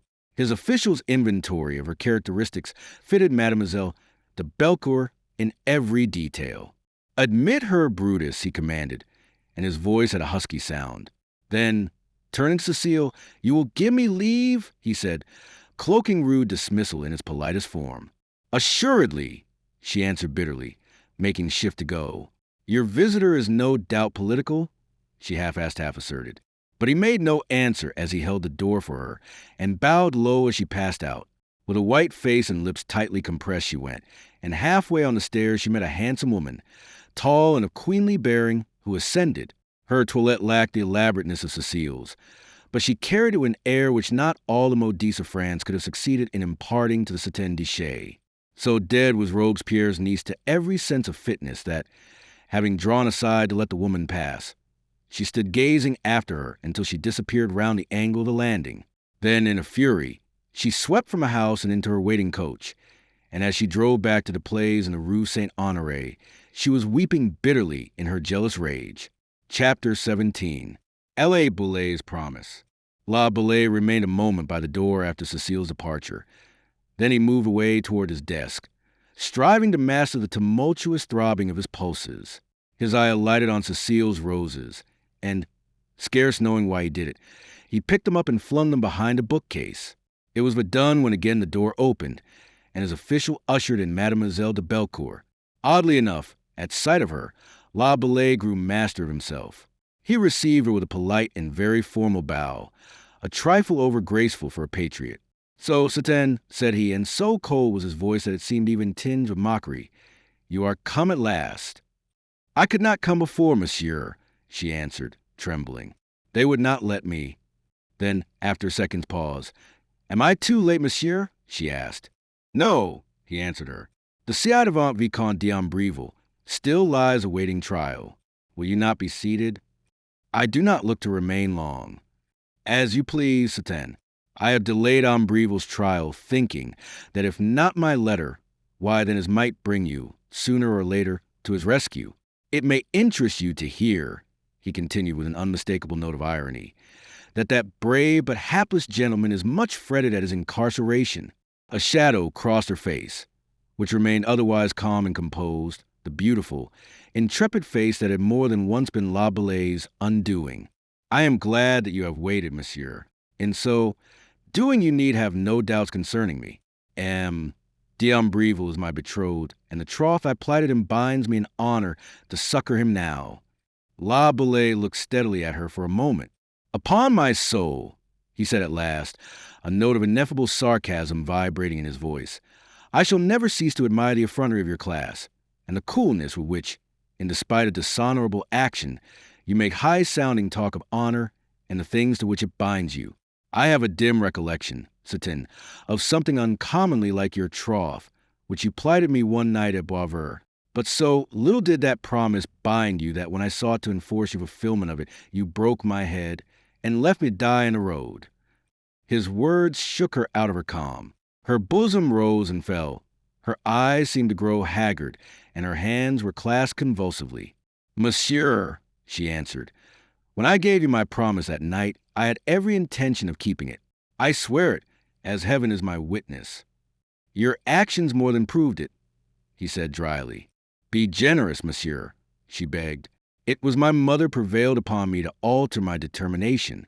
She urged that I should be dishonored if I did not. That word again, he cried. What part it plays in the life of the noblesse. All that it suits you do because honor bids you, all to which you have bound yourselves, but which is distasteful. You discover that honor forbids, and that you will be dishonored did you persist. But I am interrupting you, citoyenne. Did your mother advance any arguments? The strongest argument of all lay here, in my heart, monsieur, she answered him, roused and hardened by his scorn. You must see that it had become with me a matter of choosing the lesser of two evils. Upon reflection, I discovered that I was bound to two men, and it behoved me to keep the more binding of my pledges. Which you discover to be your word to Ambreville, he said, and his voice grew unconsciously softer, for he began to realize the quandary in which she had found herself. She inclined her head assentingly. To him, I had given the earlier promise, and then, again, he was of my own class whilst you— Spare me, Cétain, he cried. I know what you would say. I am of the rabble, and of little more account in a matter of honor than a beast of the field. It is thus that you reason, and yet, mon Dieu, I had thought that ere now such notions had died out with you, and that, stupid enough that your class has proved itself, it would at least have displayed the intelligence to perceive that its day is ended, its sun set. He turned and paced the apartment as he spoke. The lilies of France have been shorn from their stems. They have withered by the roadside, and they have been trampled into the dust by the men of the new regime, and yet it seems that you others of the noblesse have not learnt your lesson. You have not yet discovered that here in France a man who was born to till the soil is still a man, and by his manhood, the equal of a king, who, after all, can be no more than a man and is sometimes less. Enfin, he ended brusquely, this is not the National Assembly, and I talk to ears untutored in such things. Let us deal rather with the business upon which you are come. She eyed him out of a pale face, with eyes that seemed fascinated. That short burst of fiery eloquence that had made him famous revealed him to her in a new light, the light of strength and capacity above and beyond that which, already, she had perceived was his. Will you believe, monsieur, that it cost me many tears to use you as I did? If you but knew— and there she paused abruptly. She had all but told him of the kiss that she had left upon his unconscious lips that evening on the road to Liege. Mon Dieu, how I hated myself. And she shuddered as she spoke. He observed all this, and with a brusqueness that was partly assumed, he hastened to her rescue. What is done, Cétain. Come, let us leave reminiscences. You are here to atone, I take it. At that she started. His words reminded her of those of his letter. Monsieur Laboulaye, if it is all one to you, Citizen, I should prefer that you call me citizen. Citizen, then, she amended, I have brought with me the gems which I told you would constitute my dowry. In his letter to me, the Vicomte suggested that. She paused. That some Republican blackguard might be bribed. He concluded, very gently. His gentleness deceived her. She imagined that it meant that he might not be unwilling to accept such a bribe, and thereupon she set herself to plead with him. He listened dispassionately, his hands behind his back, his eyes bent upon her, yet betraying nothing of his thoughts. At last she brought her prayer for Ombreville's life to an end, and produced a small leather bag which she set upon the table, beseeching him to satisfy himself as to the value of the contents. Now at last he stirred. His face grew crimson to the roots of his hair, and his eyes seemed sudden to take fire. He seized that little bag and held it in his hand. And so, Mademoiselle de Bellecourt, said he in a concentrated voice, you have learnt so little of me that you bring me a bribe of gems. Am I a helot that you should offer to buy my very soul? Do you think my honor is so cheap a thing that you can have it for the matter of some bits of glass? Or do you imagine that we of the new regime, because we do not mouth the word at every turn, have no such thing as honor? For shame. He paused, his wrath boiling over as he sought words in which to give it utterance. And then, words failing him to express the half of what was in him, he lifted the bag high above his head and hurled at her feet with a force that sent half the glittering contents rolling about the parquet floor. Citizen, your journey has been in vain. I will not treat with you another instant. She recoiled before his wrath, a white and frightened thing that but an instant back had been so calm and self-possessed. She gave no thought to the flashing jewels scattered about the floor. Through all the fear that now possessed her rose a consideration of this man whom she had almost confessed half-shamedly to herself that she loved, that night on the Liege Road. This man who at every turn amazed her and filled her with a new sense of his strength and dignity. Then, bethinking her of Ombreville and of her mission, she took her courage in both hands, and, advancing a step, she cast herself upon her knees before Karen. Monsieur, forgive me, she besought him. I meant you no insult. How could I, when my every wish is to propitiate you? Bethink you, monsieur, I have journeyed all the way from Prussia to save that man, because he is my betrothed. Remember, monsieur, you held out to me the promise in your letter that if I came you would treat with me, and that I might buy his life from you. Why? So I did, he answered, touched by her humiliation and her tears. But you went too fast in your conclusions. Forgive me that. See, I am on my knees to you. Am I not humbled enough? Have I not suffered enough for the wrong I may have done you? It would take the sufferings of a generation to atone for the wrongs I have endured at the hands of your family. Citoyen, I will do what you will, monsieur. Bethink you that I am pleading for the life of the man I am to marry. He looked down upon her now in an emotion that in its way was as powerful as her own. Yet his voice was hard and sternly governed as he now asked her, Is that an argument, mademoiselle? Is it an argument likely to prevail with the man who, for his twice-confessed love of you, has suffered sore trials? He felt that in a way she had conquered him. His career, which but that day had seemed all sufficing to him, was now fallen into the limbo of disregard. The one thing whose possession would render his life a happy one, whose absence would leave him now a lasting unhappiness, knelt here at his feet, forgotten were the wrongs he had suffered, forgotten the purpose to humble and to punish. Everything was forgotten and silenced by the compelling voice of his blood, which cried out that he loved her. He stooped to her and caught her wrist in a grip that made her wince.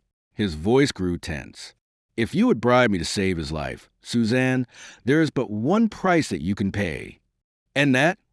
She gasped her eyes, looking up with a scared expression into his masterful face. Yourself, he whispered, with an ardor that almost amounted to fierceness. She gazed a second at him in growing alarm. Then she dragged her hands from his grasp, and covering her face, she fell a-sobbing. Do not misunderstand me, he cried, as he stood erect over her. If you would have Ombreville saved and sent out of France, you must become my wife. Your wife? She echoed, pausing in her weeping, and for a moment an odd happiness seemed to fill her. But as suddenly as it had arisen did she stifle it. Was she not the noble daughter of the noble Marquis to Belcourt, and was not this a lowly born member of a rabble government? There could be no such mating. A shudder ran through her. "I cannot, monsieur, I cannot," she sobbed. He looked at her a moment with a glance that was almost a surprise, then, with a slight compression of the lips and the faintest raising of the shoulders, he turned from her and strode over to the window. There was a considerable concourse of people on their way to the Place de la Republique, for the hour of the tumbrils was at hand. A half-dozen of those unsexed viragos produced by the Revolution, in filthy garments, red bonnets, and streaming hair, were marching by the raucous chorus of the Say IRA. He turned from the sight in disgust, and again faced his visitor.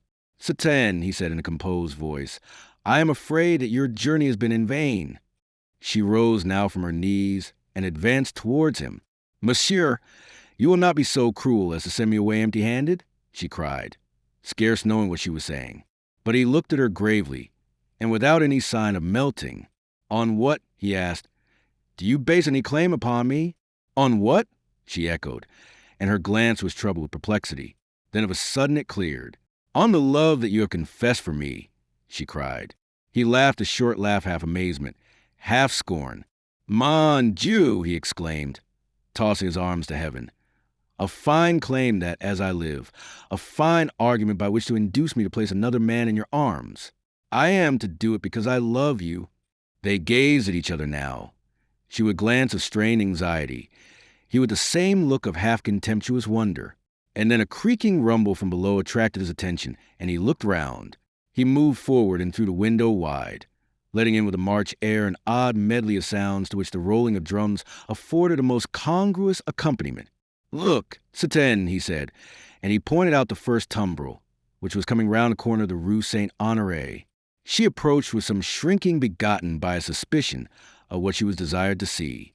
In the street below, among a vociferating crowd of all sorts and conditions, the black death cart moved on its way to the guillotine.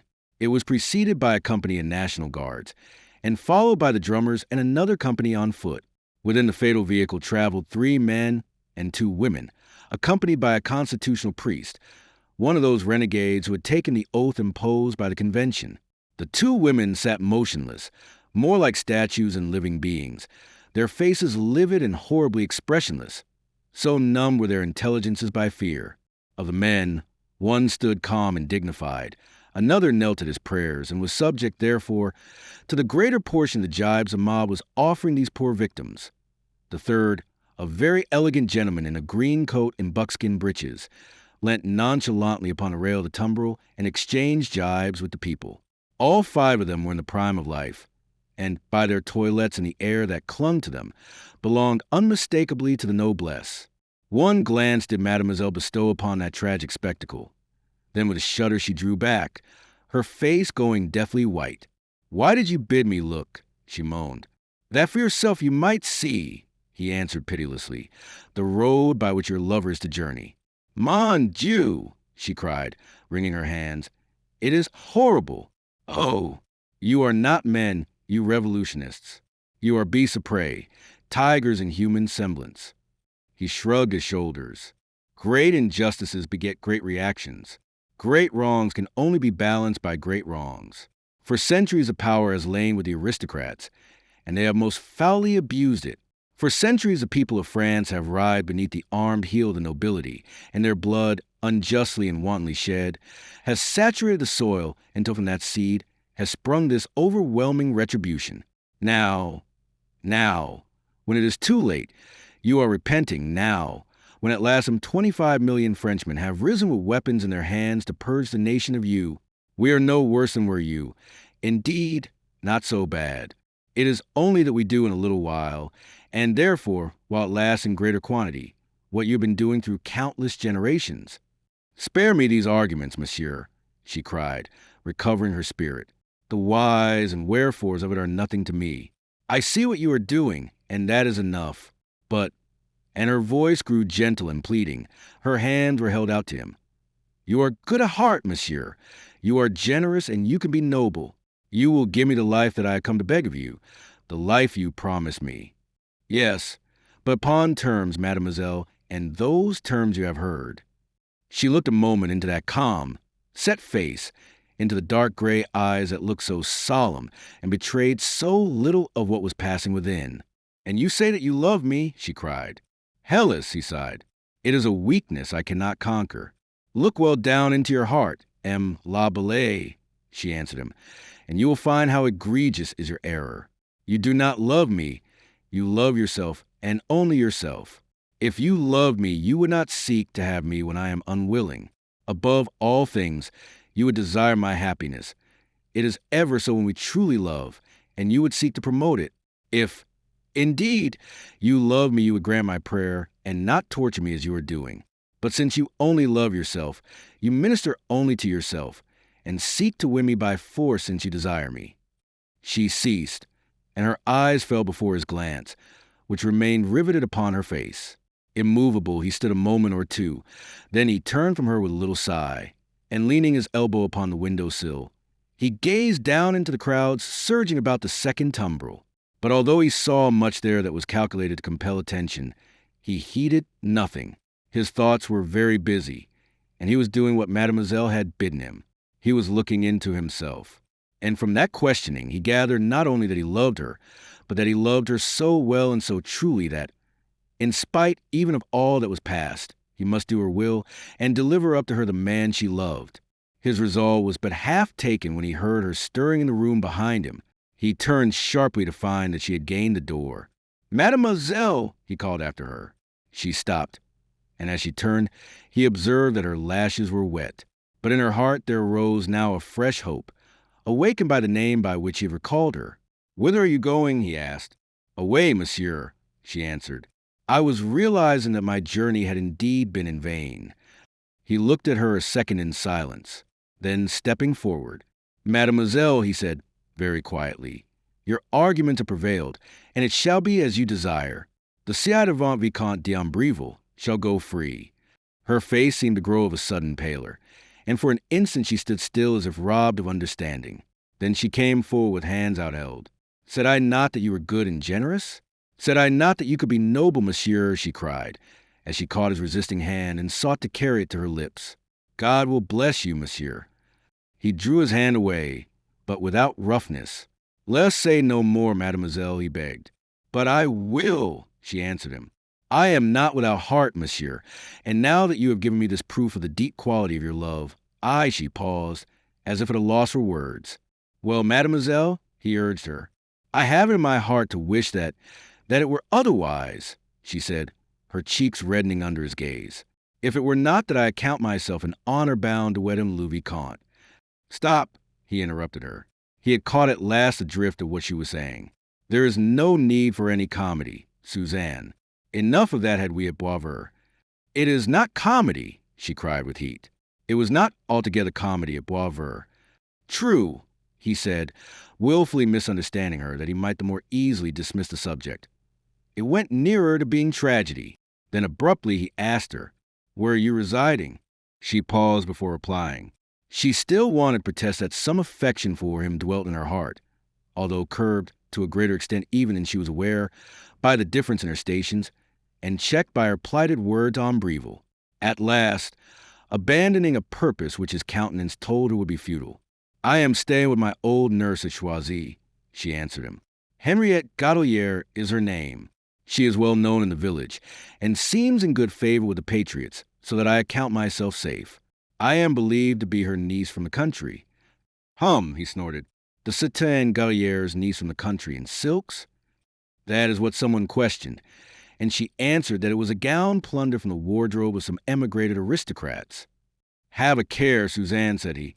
"The times are dangerous, and it is a matter of a week ago since a man was lanterned for no other reason than because he was wearing gloves, which was deemed an aristocratic habit. Come, mademoiselle, let us gather up your gems. You were going without them some moments ago." And down upon his knees he went, and, taking up the little bag which had been left where he had flung it, he set himself to restore the jewels to it. She came to his assistance, in spite of his protestations, and so, within a moment or two, the task was completed, and the little treasure was packed away in the bosom of her gown. "Tomorrow," he said, as he took his leave of her at the door, "I shall hope to bring the ci-devant Vicomte to Choisy, and I will see that he is equipped with a laissez-passer that will carry both of you safely out of France." She was beginning to thank him all over again, but he cut her short, and so they parted.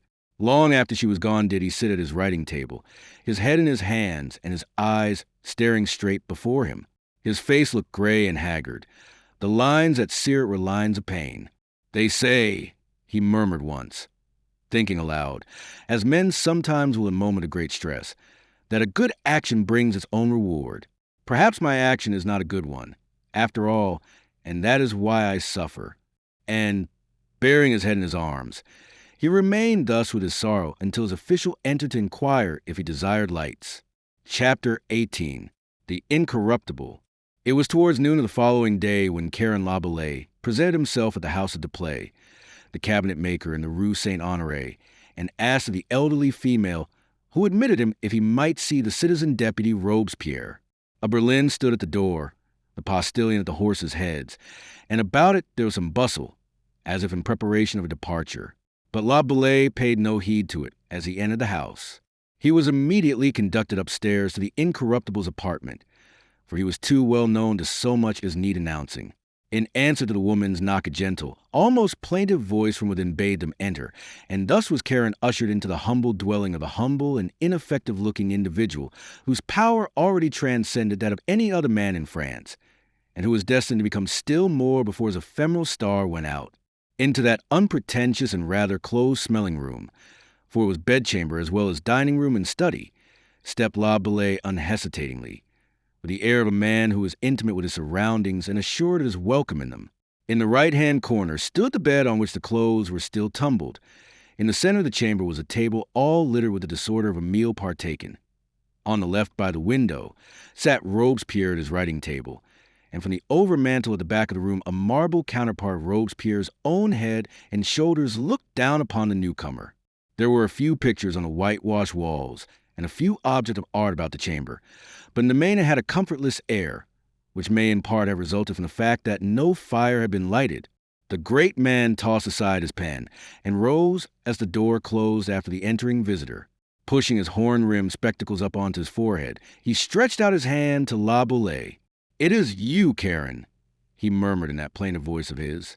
It was a voice that sorted well with the humane man who had resigned a judgeship at Arras sooner than pass a death sentence, but hardly so well with him who, as public prosecutor in Paris, had brought some hundreds of heads to the sawdust.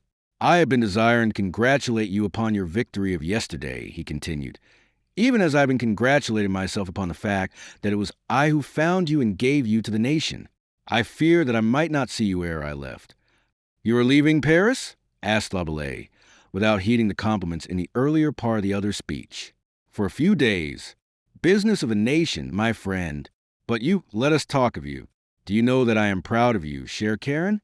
Your eloquence turned Danton green with jealousy, and as for poor Vergniaud, extinguish him utterly. Ma foi, if you continue as you have begun, the day may not be far distant when you will become the patron and I the protégé. And his weak eyes beamed pleasantly from out of that unhealthy pale face. Outwardly, he had changed little since his first coming to Paris, to represent the third estate of Artois, saving, his cheeks were grown more hollow. Upon his dress he still bestowed the same unpretentious care that had always characterized it, which, in one of the most prominent patriots of Mountain, amounted almost to foppishness. Blue coat, white waistcoat, silk hose and shoes buckled with silver gave him an elegant exterior that must have earned him many a covert sneer from his colleagues. His sloping forehead was crowned by a periwig, sedulously curled and powdered. For all that with the noblesse this was already a discarded fashion.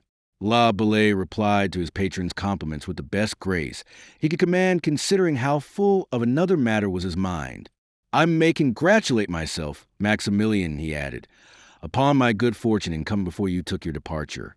I have a request to prefer, a favor to ask." "Tut, who talks of favors?" "Not you, Karen, I hope. You have but to name what you desire, and so that it lies within my power to accord it. The thing is yours. There is a prisoner in the Luxembourg in whom I am interested. I seek his enlargement." "But is that all?" cried the little man, and, without more ado, he turned to his writing table and drew a printed form from among the chaos of documents. His name? He asked indifferently, as he dipped his quill in the inkhorn and scratched his signature at the foot of it. An aristocrat, said Karen, with some slight hesitancy. Eh. And the arched brows drew together for an instant. But no matter, there are enough and to spare even for Fouquier Tinville's voracious appetite. His name? The ci-devant Vicomte Anatole d'Ambreville. Cassier? The question rang sharp as a pistol shot, sounding the more fearful by virtue of the contrast with the gentle tones in which Robespierre had spoken hitherto. The little man's face grew evil. D'Ambreville, he cried. But what is this man to you? It is by your favor alone that I have let him live so long, but now he stopped short. What is your interest in this man? He demanded, and the question was so fiercely put as to suggest that it would be well for La Bellay that he should prove that interest slight indeed. But whatever feelings may have been swaying Karen at the moment, fear was not one of them. My interest in him is sufficiently great to cause me to seek his freedom at your hands, he answered with composure. Robespierre eyed him narrowly for a moment, peering at him over his spectacles, which he had drawn down on to his tip-tilted nose. Then the fierceness died out of his mien and manner as suddenly as it had sprung up. He became once more the weak-looking, ineffectual man that had first greeted La Bellay, urbane and quiet, but cold as ice. I am desolated, my dear Karen, but you have asked me for the one man in the prisons of France whose life I cannot yield you. He is from Artois, and there's an old score twixt him and me, twixt his family and mine. They were the grand seigneurs of the land on which we were born, these Ambrevilles, and I could tell you of wrongs committed by them which would make you shudder in horror. This one shall atone in the small measure we can enforce from him. It was to this end that I ordered you to effect his capture. Have patience, dear Karen, and forgive me that I cannot grant your request. As I have said, I am desolated that it should be so. Ask me, if you will, the life of any other or any dozen others, and they are yours. But Ambreville must die. Karen stood a moment in silent dismay. Here was an obstacle upon which he had not counted when he had passed his word to Suzanne to effect the release of her betrothed. At all costs he must gain it, he told himself, and to that end he now set himself to plead, advancing, as his only argument, but advancing it with fervor that added to its weight, that he stood pledged to save the ci-devant Vicomte. Robespierre looked up at him with a shade of polite regret upon his cadaverous face, and with polite regret he deplored that Karen should have so bound himself. So absorbed were they, the one in pleading, the other in resisting, that neither noticed the opening of the door, nor yet the girl who stood observing them from the threshold. If this man dies, cried La Bellay at last, I am dishonored. It is regrettable, returned Robespierre, that you should have pledged your word in the matter. You will confess, Karen, that it was a little precipitate. Enfin, he ended, crumpling the document he had signed and tossing it under the table. You must extricate yourself as best you can. I am sorry, but I cannot give him to you. Karen's face was very white, and his hands were clenched convulsively.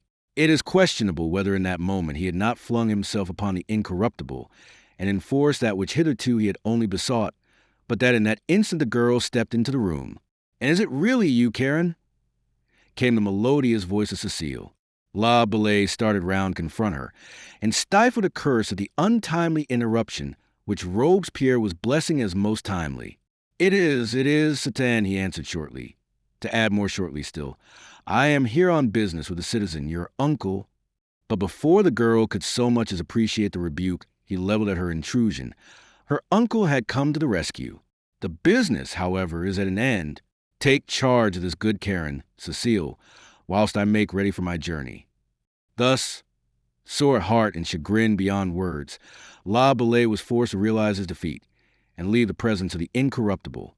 But with Cecile, he went no farther than the landing.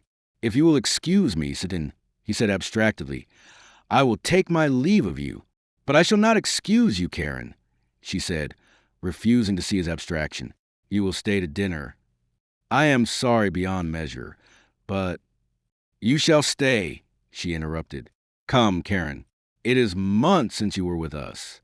We will make a little fete in honor of your yesterday's triumph, she promised him, sidling up to him with a bewitching glance of blue eyes and the most distracting toss of golden curls upon an ivory neck. But to such seductions Karen proved as impervious as might a man of stone. He excused himself with cold politeness. The nation's business was awaiting him. He might not stay. The nation's business may await you a little longer, she declared, taking hold of his arm with both hands. And had she left it at that, it is possible that she had won her way with him. But most indiscreetly she added, "Come, Karen, you shall tell me who was your yesterday's visitor. Do you know that the sight of her made me jealous? Was it not foolish in me? And now," from cold politeness, La Bellay passed to hot impoliteness.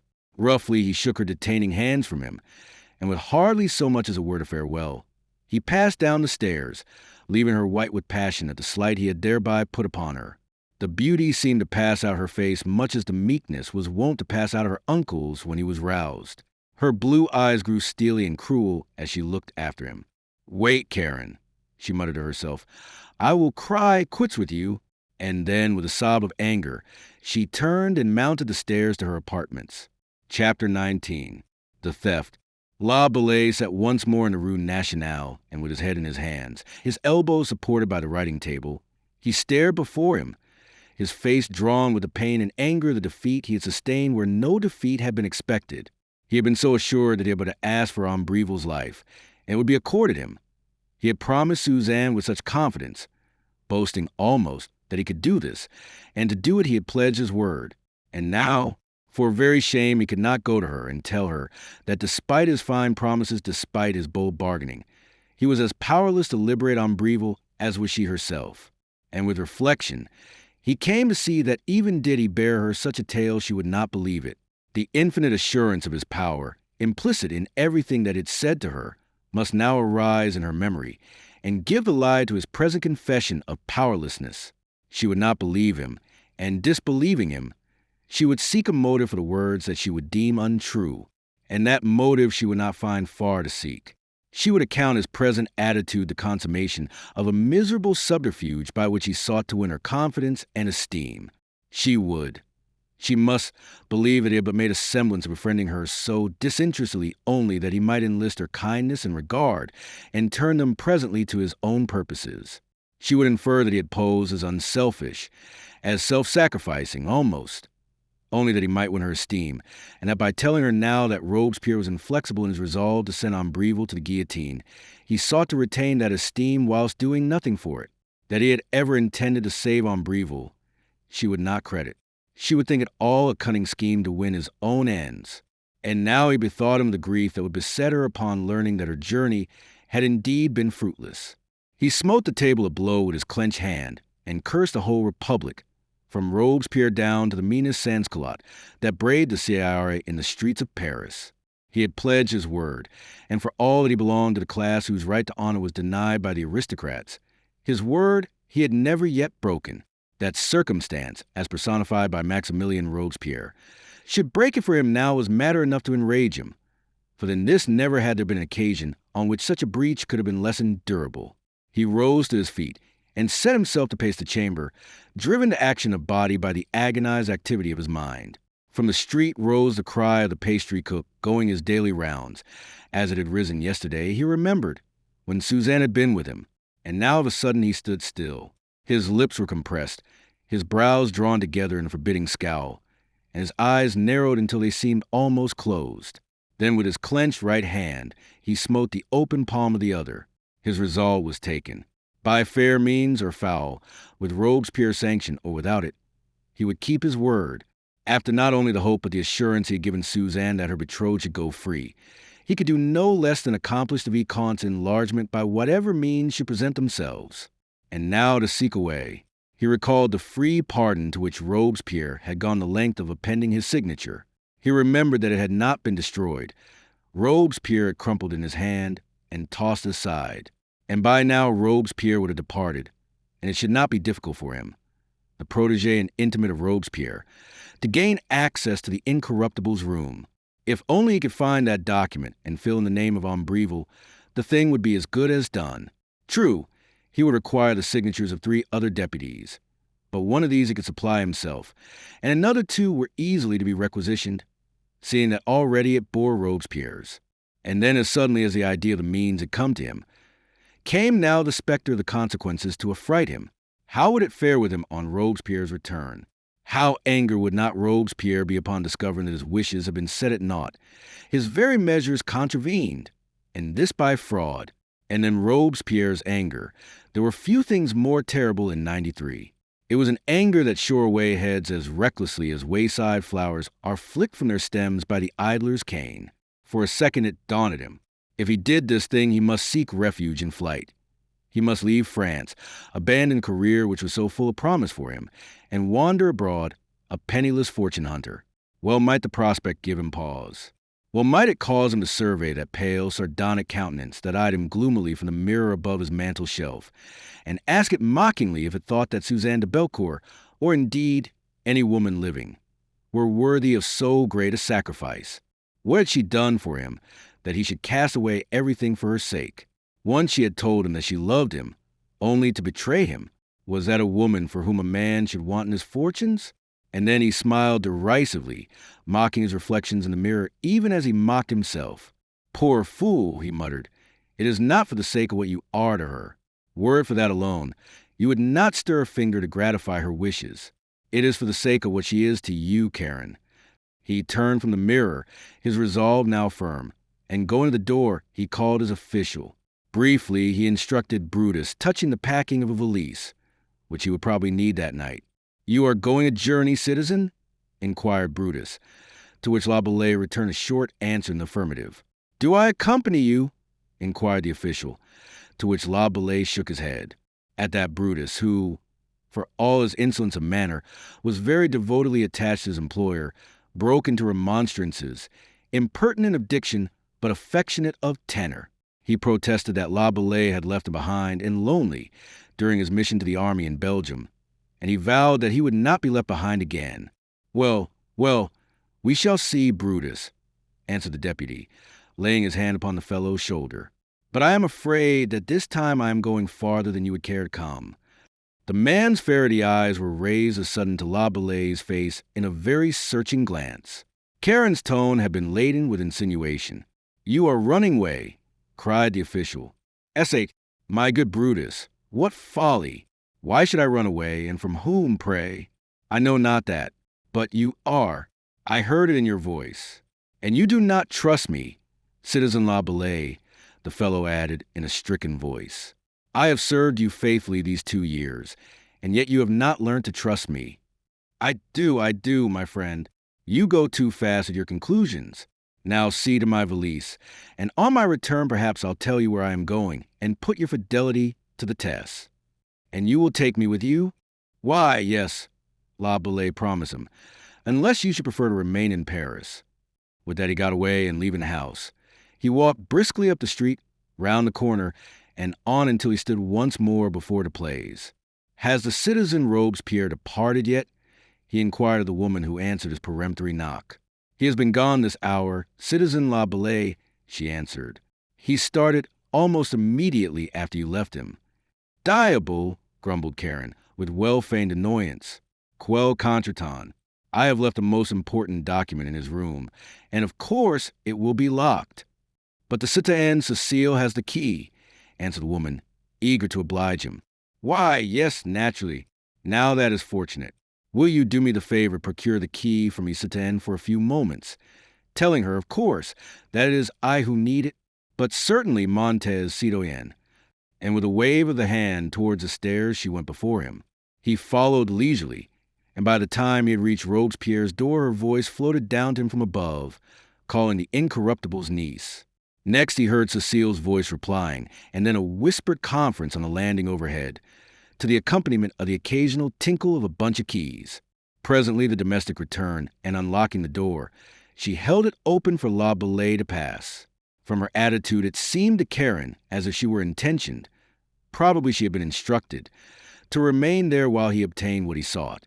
Now he had no mind that she should see him making his quest among the wasted papers on the floor, and so, "I shall not be more than a few minutes," he announced quietly. "I will call you when I am ready to depart." Thus uncompromisingly dismissed, she did not venture to remain, and passing in, La Bellais closed the door. As great as had been his deliberation, hitherto was now the feverish haste with which he crossed to the spot where he had seen the document flung. He caught up a crumpled sheet, and opened it out. It was not the thing he sought. He cast it aside and took up another with no better luck. To crumple discarded papers seemed the habit of the incorruptible, for there was a very litter of them on the ground. One after another did Karen investigate without success. He was on his knees now, and his exploration had carried him as far as the table. Another moment, and he was groveling under it, still at his search, which with each fresh disappointment grew more feverish. Yonder, by the leg of the incorruptible's chair, he espied the ball of paper, and to reach it he stretched to his full length, lying prone beneath the table in an attitude scarce becoming a deputy of the French Republic.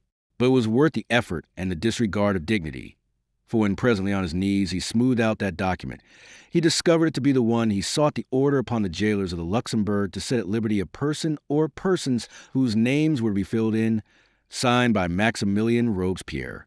He rose, absorbed in his successful find, and he pursued upon the table the process of smoothing the creases as much as possible from that priceless document. That done, he took up a pen and attached his own signature alongside of Robespierre's. Then into the blank space above, he filled the name of Anatole d'Ambreville Sadavant, Vicomte d'Ambreville. He dropped the pen and took up the sandbox. He sprinkled the writing, creased the paper, and dusted the sand back into the receptacle. And then of a sudden his blood seemed to freeze, and beads of cold sweat stood out upon his brow. There had been the very slightest stir behind him, and with it had come a warm breath upon his bowed neck. Someone was looking over his shoulder.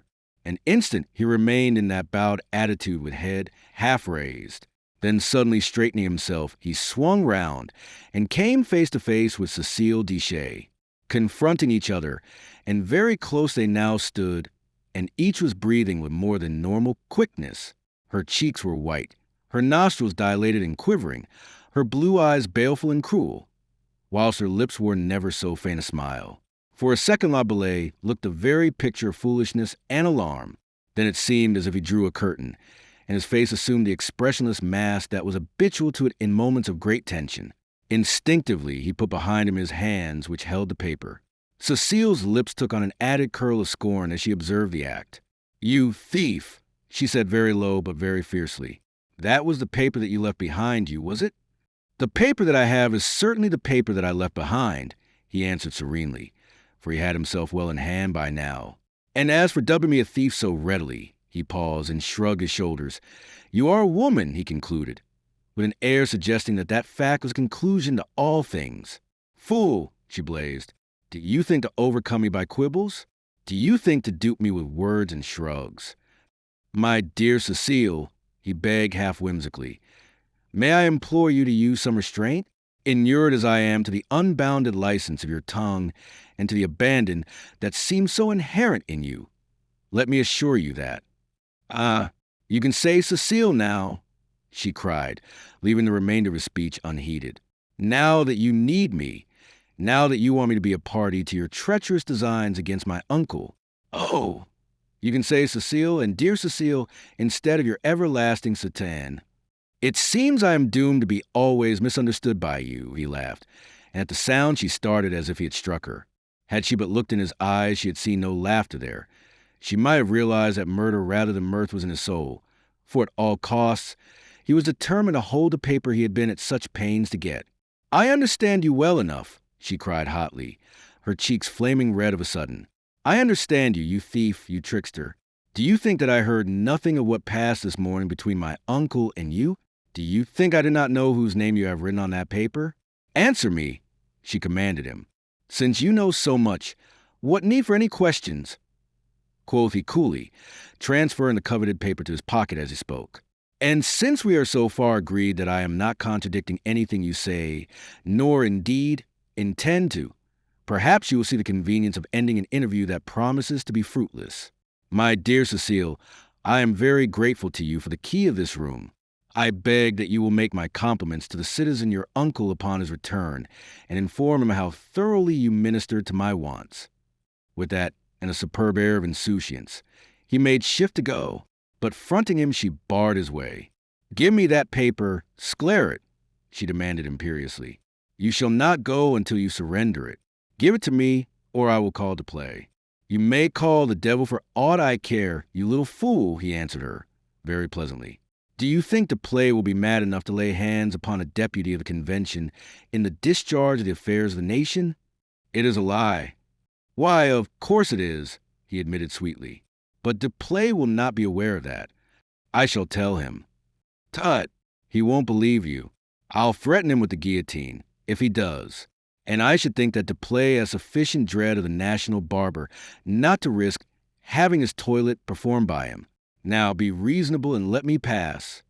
Enraged beyond measure by his persiflage and very manifest contempt of her, she sprang suddenly upon him and caught at the lapels of his redingote. Give me that paper, she screamed, exerting her entire strength in a vain effort to boldly shake him. Coldly he eyed this golden-haired virago now, and looked in vain for some trace of her wonted beauty in the stormy distortion of her face. You grow tiresome with your repetitions, he answered her impatiently, as, snatching at her wrists, he made her release her hold. Let me go. And with that, he flung her roughly from him. A second she staggered, then, recovering her balance and without an instant's hesitation, she sped to the door, imagining her intent to be to lock him, and La Bellais sprang after her. But it seemed that his mind had been more swift to fasten upon the wiser course than had hers. Instead, she snatched the key and closed the door on the inside. She wasted a moment fumbling at the lock, and even as he caught her by the waist, the key slipped in, and before he dragged her back, she contrived to turn it and now held it in her hand. He laughed a trifle angrily as she twisted out his grasp and stood panting before him. You shall not leave this room with that paper, she gasped, her anger ever swelling, and now rendering her speech almost incoherent. He set his arms akimbo and surveyed her whimsically. My dear Cecile, quoth he, if you will take no thought for my convenience, I beg that, at least, you will take some for your good name. Thousand devils, woman, will you have it said in Paris that you were found locked in a room with me? What will your uncle, your virtuous, prudish, incorruptible uncle, say when he learns of it? If he does not demand a heavy price from you for so dishonoring him, he is not the man I deem him. Now be sensible, child, and open that door while there is yet time, and before anybody discovers us in this most compromising situation. He struck the tone most likely to win him obedience, and that he had judged astutely her face showed him. In the place of the anger that had distorted it, there came now into that countenance a look of surprise and fear. She saw herself baffled at every point. She had threatened him with the play, the only man available, and he had shown her how futile it must prove to summon him. And now she had locked herself in with him, thinking to sit there until he should do her will, and he showed her the danger to herself therein, which had escaped her notice. There was a settle close behind her, and on to this she sank, and bending her head she opened the floodgates of her passionate little soul, and let the rage that had so long possessed her dissolve in tears. At sight of that sudden change of front, La Bellais stamped his foot. He appreciated the fact that she was about to fight him with weapons that on a previous occasion, when, however, it is true, they were wielded by another, had accomplished his undoing, and for all that he steeled his heart, and evoked the memory of Suzanne to strengthen him in his purpose. He approached her with a kindly exterior. He sat him down beside her. He encompassed her waist with his arm, and drawing her to him, he set himself to soothe her as one soothes a willful child. Had he then recalled what her attitude had been towards him in the past, he had thought twice before adopting such a course.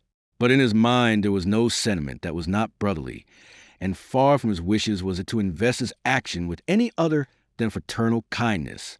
But she, feeling that caressing arm about her, and fired by it in her hapless passion for this man, was quick to misinterpret him, and translate his attitude into one of a kindness far beyond his dreams.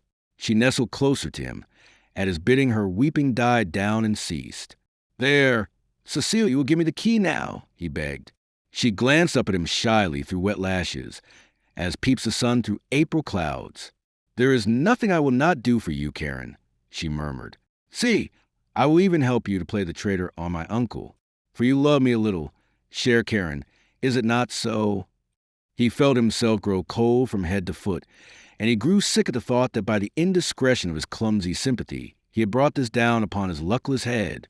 Mechanically his arm relaxed the hold of her waist and fell away.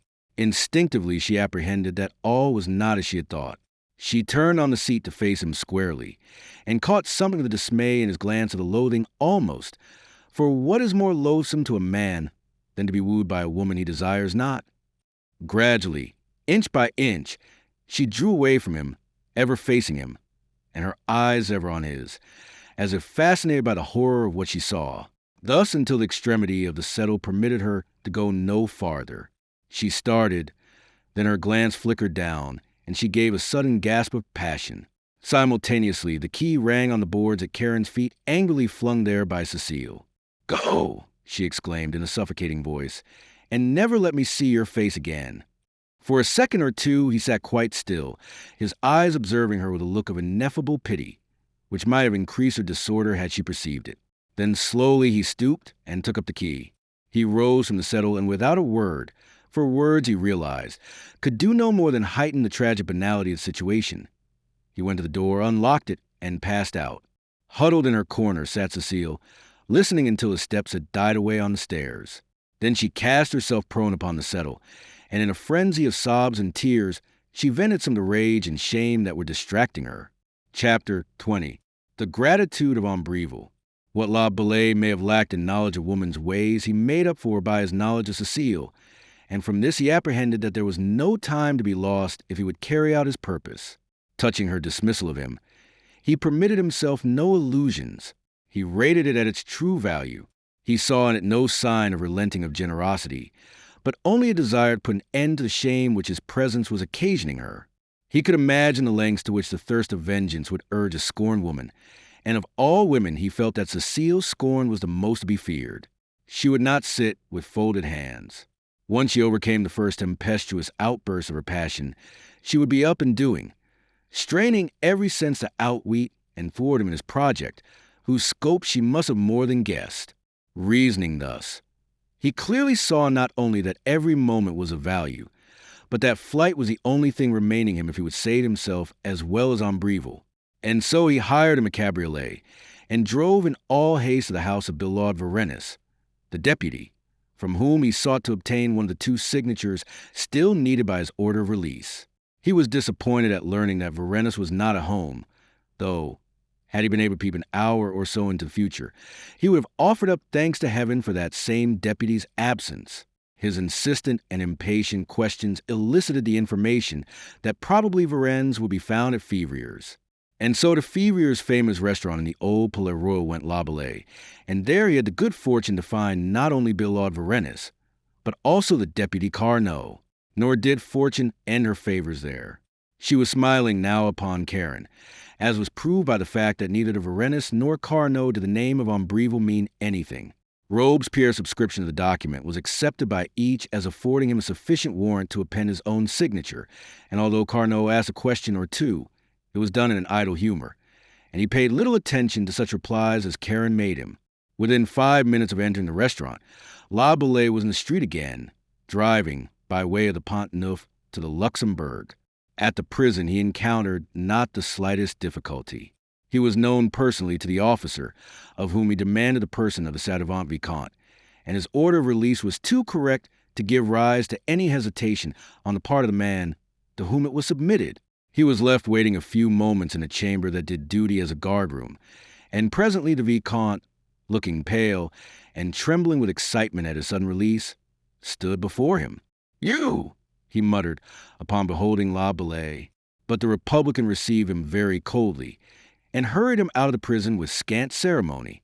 The officer attended the deputy to the door of his cabriolet, and in his hearing Karen bade the coachman drive to the Porte Saint-Martin. This, however, was no more than a subterfuge to which he was resorting with a view to baffling the later possibility of their being traced. Ombreville naturally enough plied him with questions as they went, to which La Bellay returned such curt answers that in the end, discouraged and offended, the nobleman became silent. Arrived at the Porte Saint-Martin, they alighted, and La Bellay dismissed the carriage. On foot, he now led his companion as far as the church of St. Nicholas de Champs, where he hired a second cabriolet, bidding the man drive him to the Quai de la Grève. Having reached the riverside, they once more took a short walk, crossing by the Pont au Change, and thence making their way towards Notre Dame. in the neighborhood of which La Bellay ushered the Vicomte into a third carriage, and thinking that by now they had done all that was needed to efface their tracks, he ordered the man to proceed as quickly as possible to Choisy.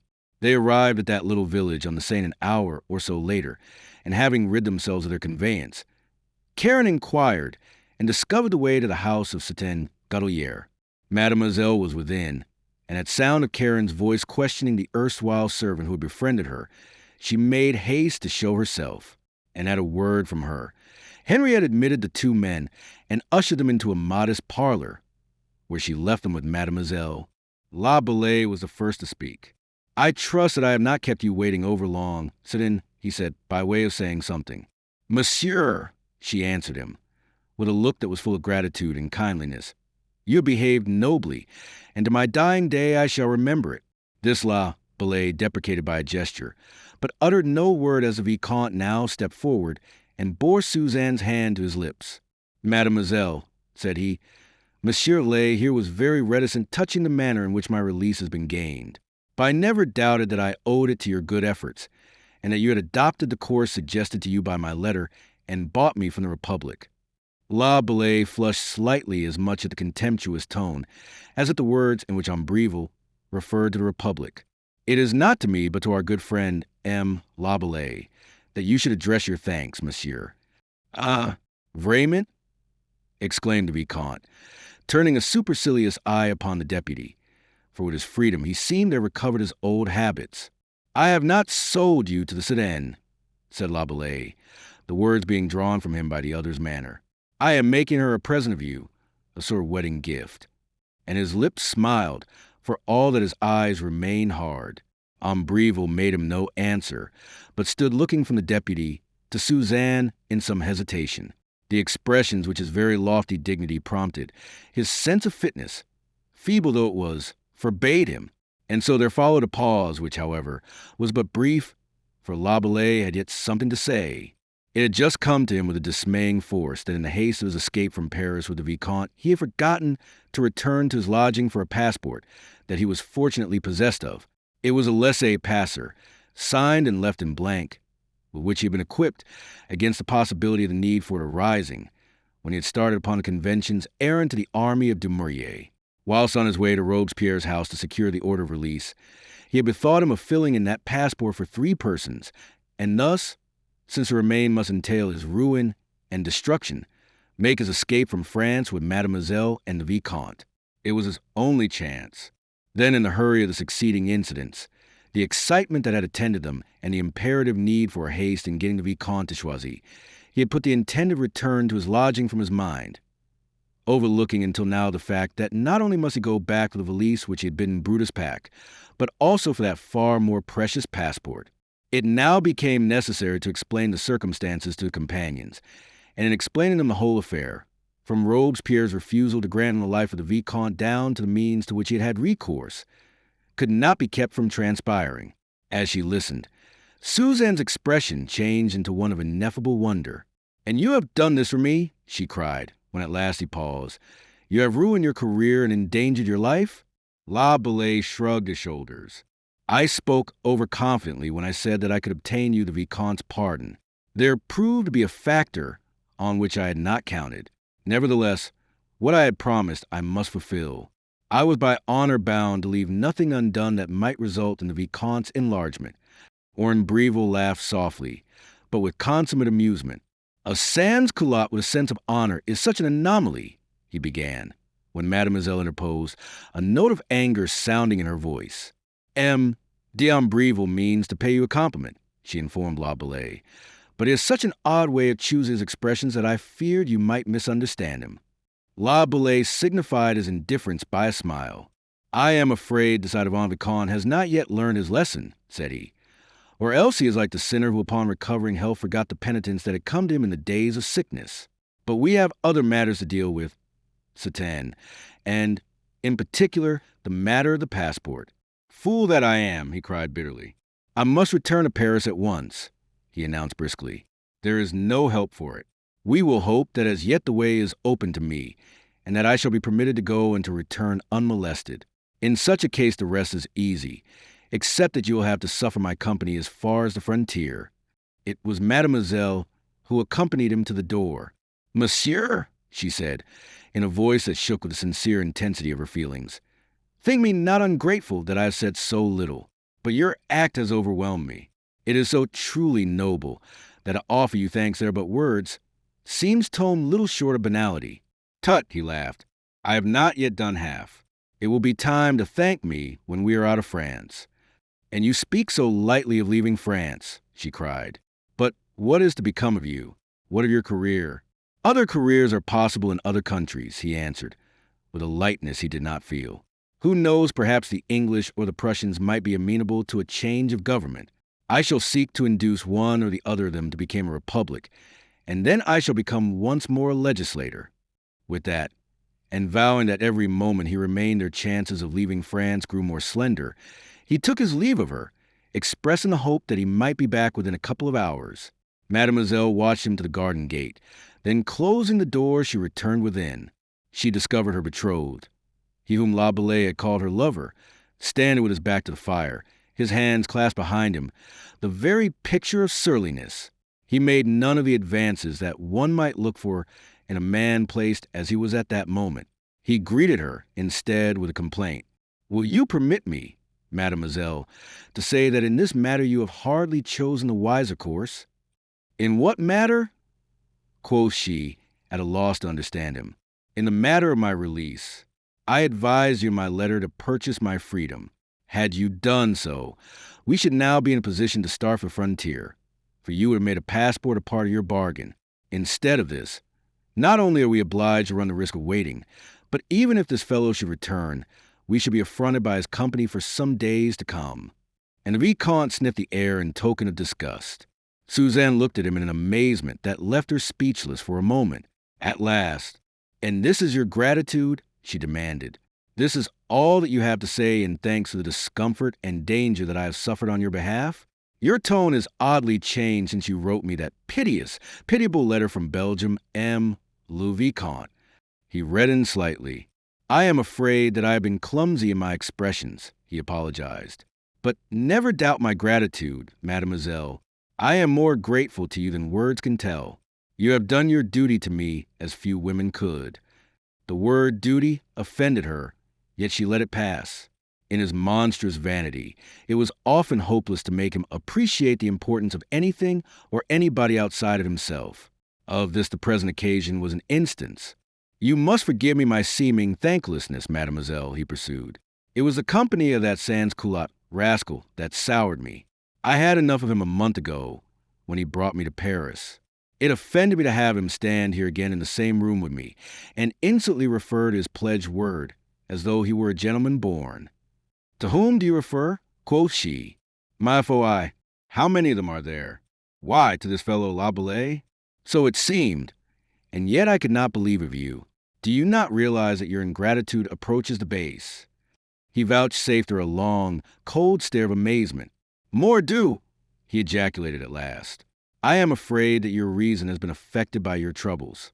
You seem, mademoiselle, to be unmindful of the station into which you have had the honor to be born. If your bearing is to be accepted as a sign that you remember it, I will pray God that I may, indeed, forget it completely and for all time." And then the door opened to admit the good Henriette, who came to announce that she contrived a hasty meal, and that it was served and awaiting them. "Diable," he laughed.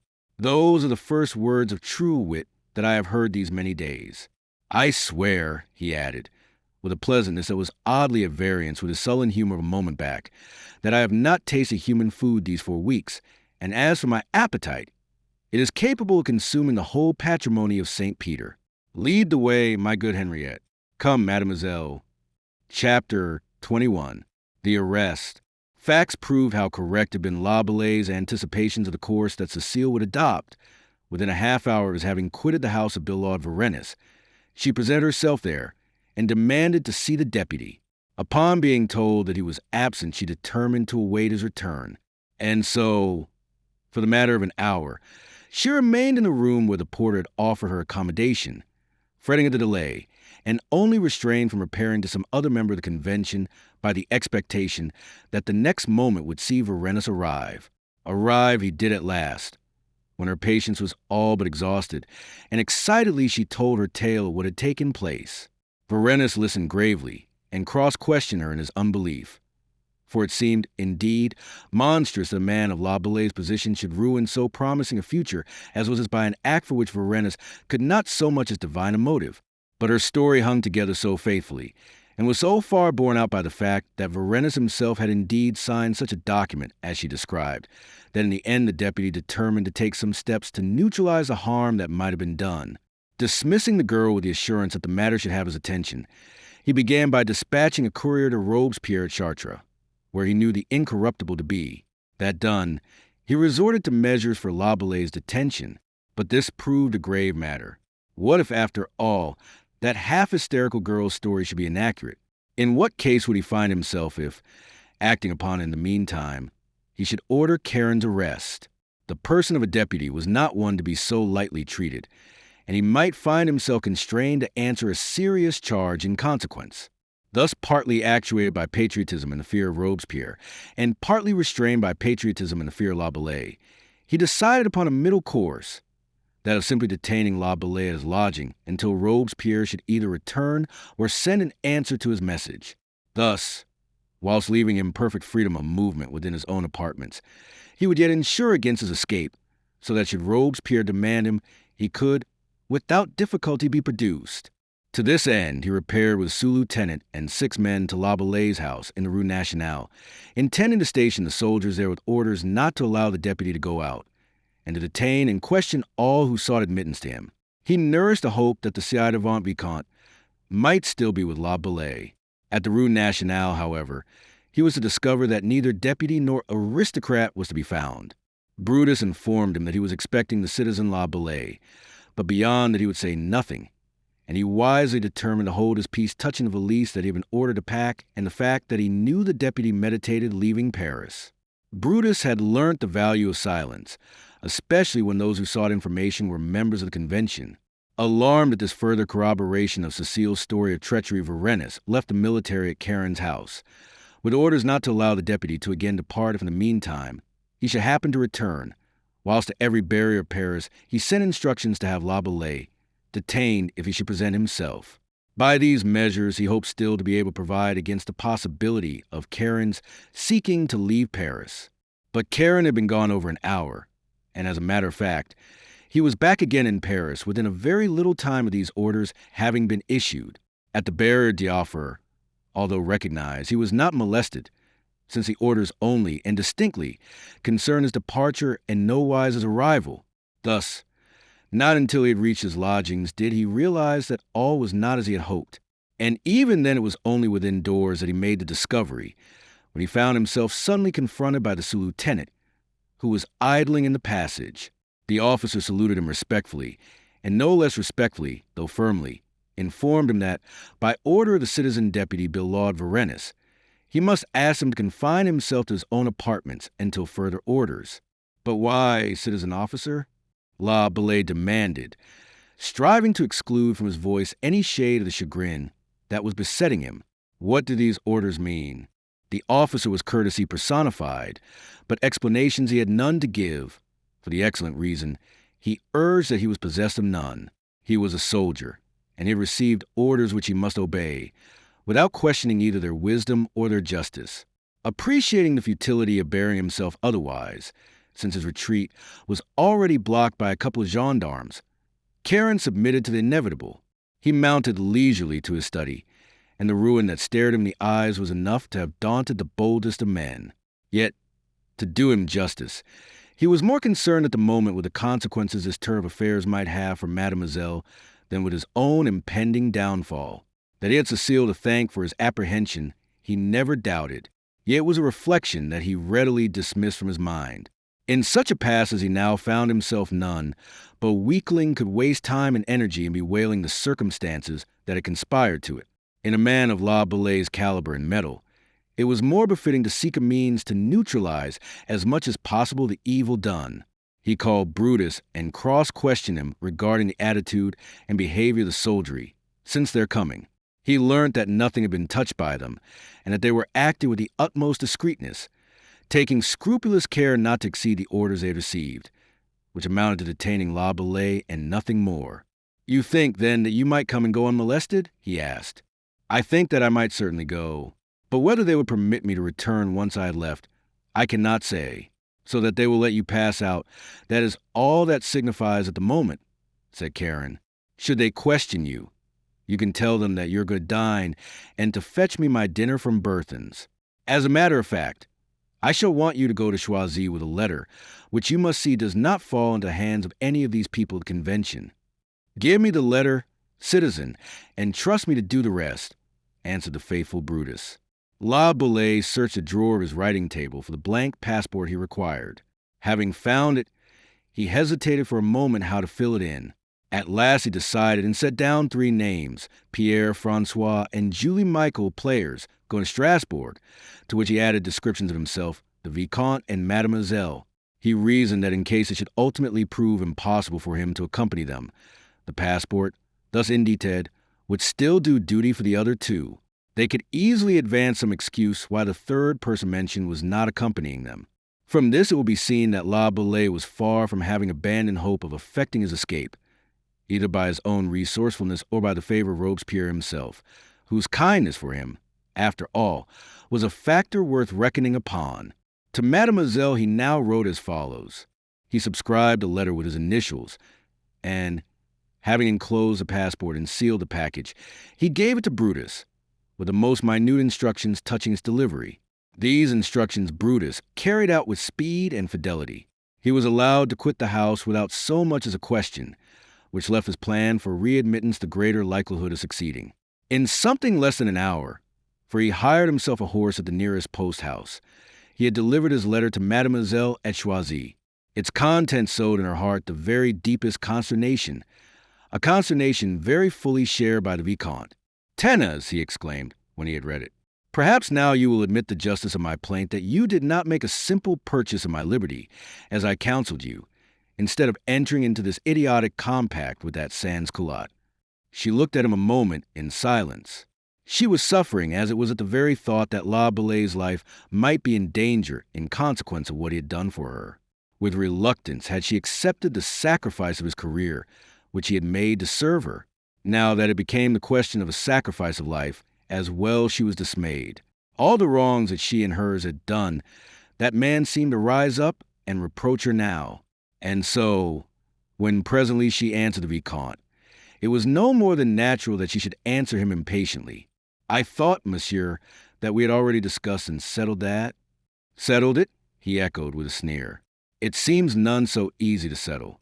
Do you think that words will settle it? By no means, she answered, her voice quivering. It seems as if a man's life will be required for that. He shrugged his shoulders, and his face put on a look of annoyance. I hope, mademoiselle, that you are not proposing to introduce sentimentality. I think you would be better advised to leave that vulgarity to the vulgar. I do not propose to pursue the discussion at all, monsieur, was her chilly answer. The way of woman, he reflected aloud. Let her find that she is being worsted in argument, and she calmly tells you that she has no mind to pursue it. But, mademoiselle, will you tell me at least what you intend? What do I intend? She questioned. What choice have we? Whenever we are asked to follow a given course, we have always a choice between 2 alternatives, he theorized. We can comply or not comply. In the present instance, I am afraid your rule is inapplicable. There is no room for any alternative. We can do nothing but wait.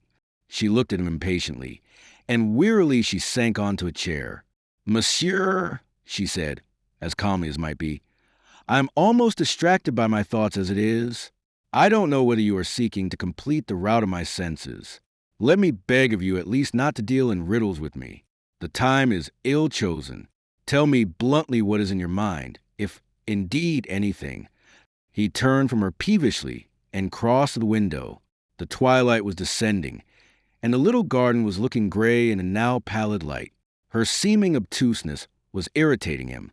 Surely, mademoiselle, he exclaimed at last, it is not necessary that I should tell you what other course is open to us. It is a matter for our choice whether we depart at once. We have a passport, and enfin, every hour that we remain here our dangers increased, and our chances of escape are lessened. Ah, She breathed the syllable contemptuously. And what of La Bellay? Pooh! He says himself that he is in no great danger. He is among his fellows. Leave him to extricate himself. After all, it is his fault that we are here. Why should we endanger our necks by waiting his convenience? But surely you forget what he has done for us. You are forgetting that he has rescued you from the guillotine, dragged you out of the very jaws of death. Do you think that to forsake him now would be a fair and honest return? But name of a name, rasped the Vicomte. Does he not say that he is far from despairing? His position is not half so dangerous as ours. If we are taken, there will be an end of us. With him matters are far from being so bad. He is one of the rabble himself, and the rabble will look after its own. She rose impatiently. Monsieur, I am afraid the subject is not one that we may profitably discuss. I shall obey the voice of my conscience in the matter, and I shall wait until we hear again from La Bellay. That is the message I am about to return him by his servant. The Vicomte watched her fling out of the room, and his weak face was now white with anger. He rapped out an oath as he turned to the window again. Mad, he muttered through set teeth. Mad as a sunstruck dog. The troubles she has lately seen have turned her head. Never a difficult matter with a woman. She talks as if she'd been reading Rousseau on the right of man. To propose to endanger our lives for the sake of that scum, La Bellay. Seal, it passes belief. But it was in vain that he was sullen and resentful. Suzanne's mind entertained no doubt of what she should do, and she had her way in the matter, sending back Brutus with a message that she would wait until La Bellay communicated with her again. That night, Karen slept tranquilly. He had matured a plan of escape, which he intended to carry out upon the morrow, and with confident hope to cradle him, he had fallen asleep. But the morrow, early in the forenoon, brought a factor with which he had not reckoned, in the person of the incorruptible himself. Robespierre had returned in hot haste to Paris upon receiving Varenna's message, and he repaired straight to the house of La Bellay. Karen was in his dressing gown when Robespierre was ushered into his study, and the sight of that greenish complexion and the small eyes, looking very angry and menacing, caused a song that the young man had been humming to fade on his lips. "You, Maximilian," he exclaimed. "Your cordial welcome flatters me," sneered the incorruptible, coming forward. Then with a sudden change of voice, "What is it they tell me you have done, miserable?" he growled. It would have been a madness on Karen's part to have increased an anger that was already mounting to very passionate heights. Contritely, therefore, and humbly he acknowledged his fault, and cast himself upon the mercy of Robespierre. But the incorruptible was not so easily to be shaken. "Traitor that you are," he inveighed, "do you imagine that because it is yours to make high-sounding speeches in the convention, you art conspire with impunity against the nation? Your loyalty, it seems, is no more than a matter of words, and they that would keep their heads on their shoulders in France today will find a need for more than words as their claim to be let live. If you would save your miserable neck, tell me what you have done with this damned aristocrat." "He is gone," answered La Bellay quietly. "Don't prevaricate, Karen. Don't seek to befool me. Citizen deputy, you have him in hiding somewhere. You can have supplied him with no papers, and a man may not travel out of France without them in these times. Tell me, where is he?" "Gone," repeated La Bellay. "I have set him free, and he has availed himself of it to place himself beyond your reach. More than that I cannot tell you." "Can you not?" snarled Robespierre, showing his teeth. "Of what are you dreaming, fool? Do you think that I will so easily see myself cheated of this dog? Did I not tell you that rather would I grant you the lives of a dozen aristocrats than that of this single one? Do you think, then, that I am so lightly to be balked? Name of God, who are you, La Bellay? What are you, that you dare thwart me in this?" He looked at the young man's impassive face to curb his anger. "Come, Karen," he added, in a wheedling tone. "Tell me what you have done with him." "I have already told you," answered the other quietly. As swift and suddenly as it changed before did Robespierre's humor change again upon receiving that reply.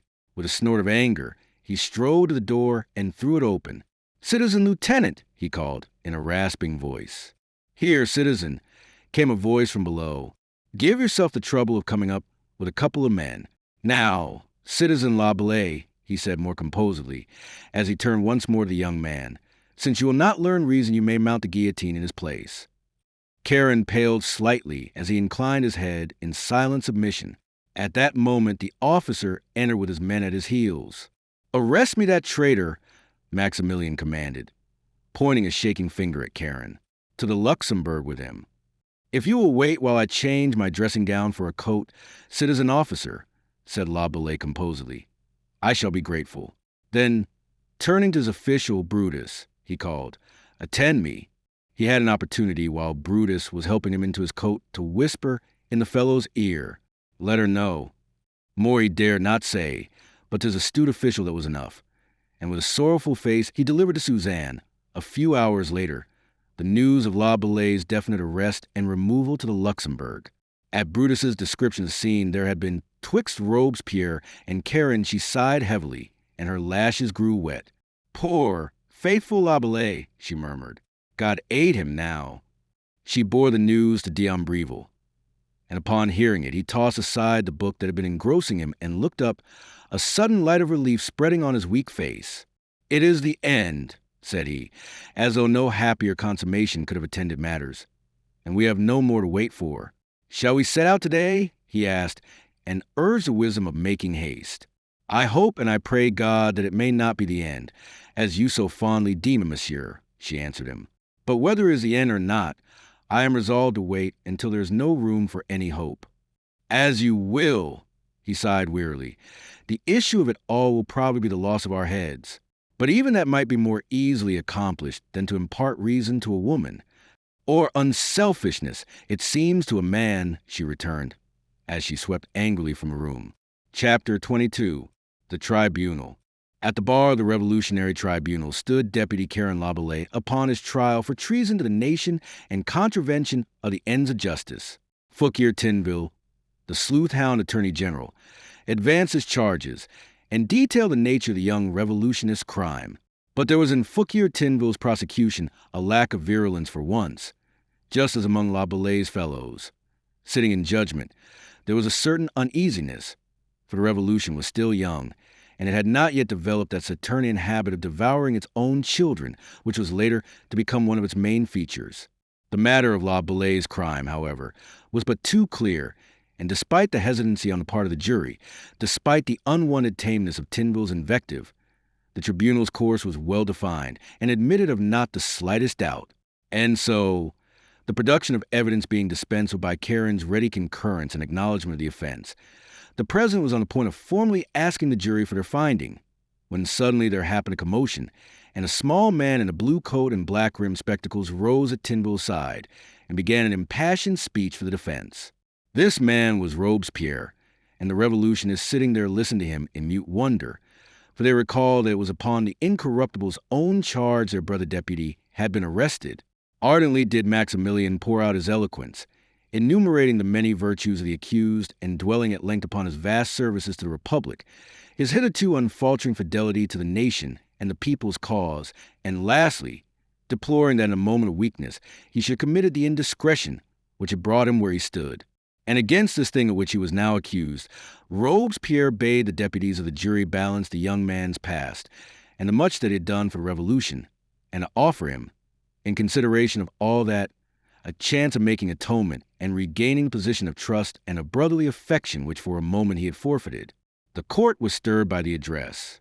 They knew the young sans-culottes' worth, and they were reluctant to pass sentence upon him and send him to the death designed for aristocrats and traitors. And so they readily pronounced themselves willing to extend him the most generous measure of mercy, to open their arms and once more to clasp to their hearts the brother who had strayed, and to reinstate him in their confidence and their counsels. They pressed Robespierre to name the act of atonement by which he proposed La Bellay should recover his prestige, and Robespierre in answer cried, "Let him repair the evil he has done. Let him neutralize the treachery into which a moment of human weakness betrayed him. Let him return to us the aristocrat he has attempted to save, and we will forget his indiscretion, and receive him back amongst us with open arms, as was a prodigal son received." There was a salvo of applause. Men rose to their feet excitedly, and with arms outstretched in Karen's direction, they vociferously implored him to listen to reason as uttered by the Incorruptible, to repent him and to atone while there was yet time. They loved him, They swore in voices of thunder, each seeking to be heard above his neighbor's din, and would break their hearts to find him guilty. Yet find him guilty they must unless he chose the course which this good patriot Maximilian pointed out to him.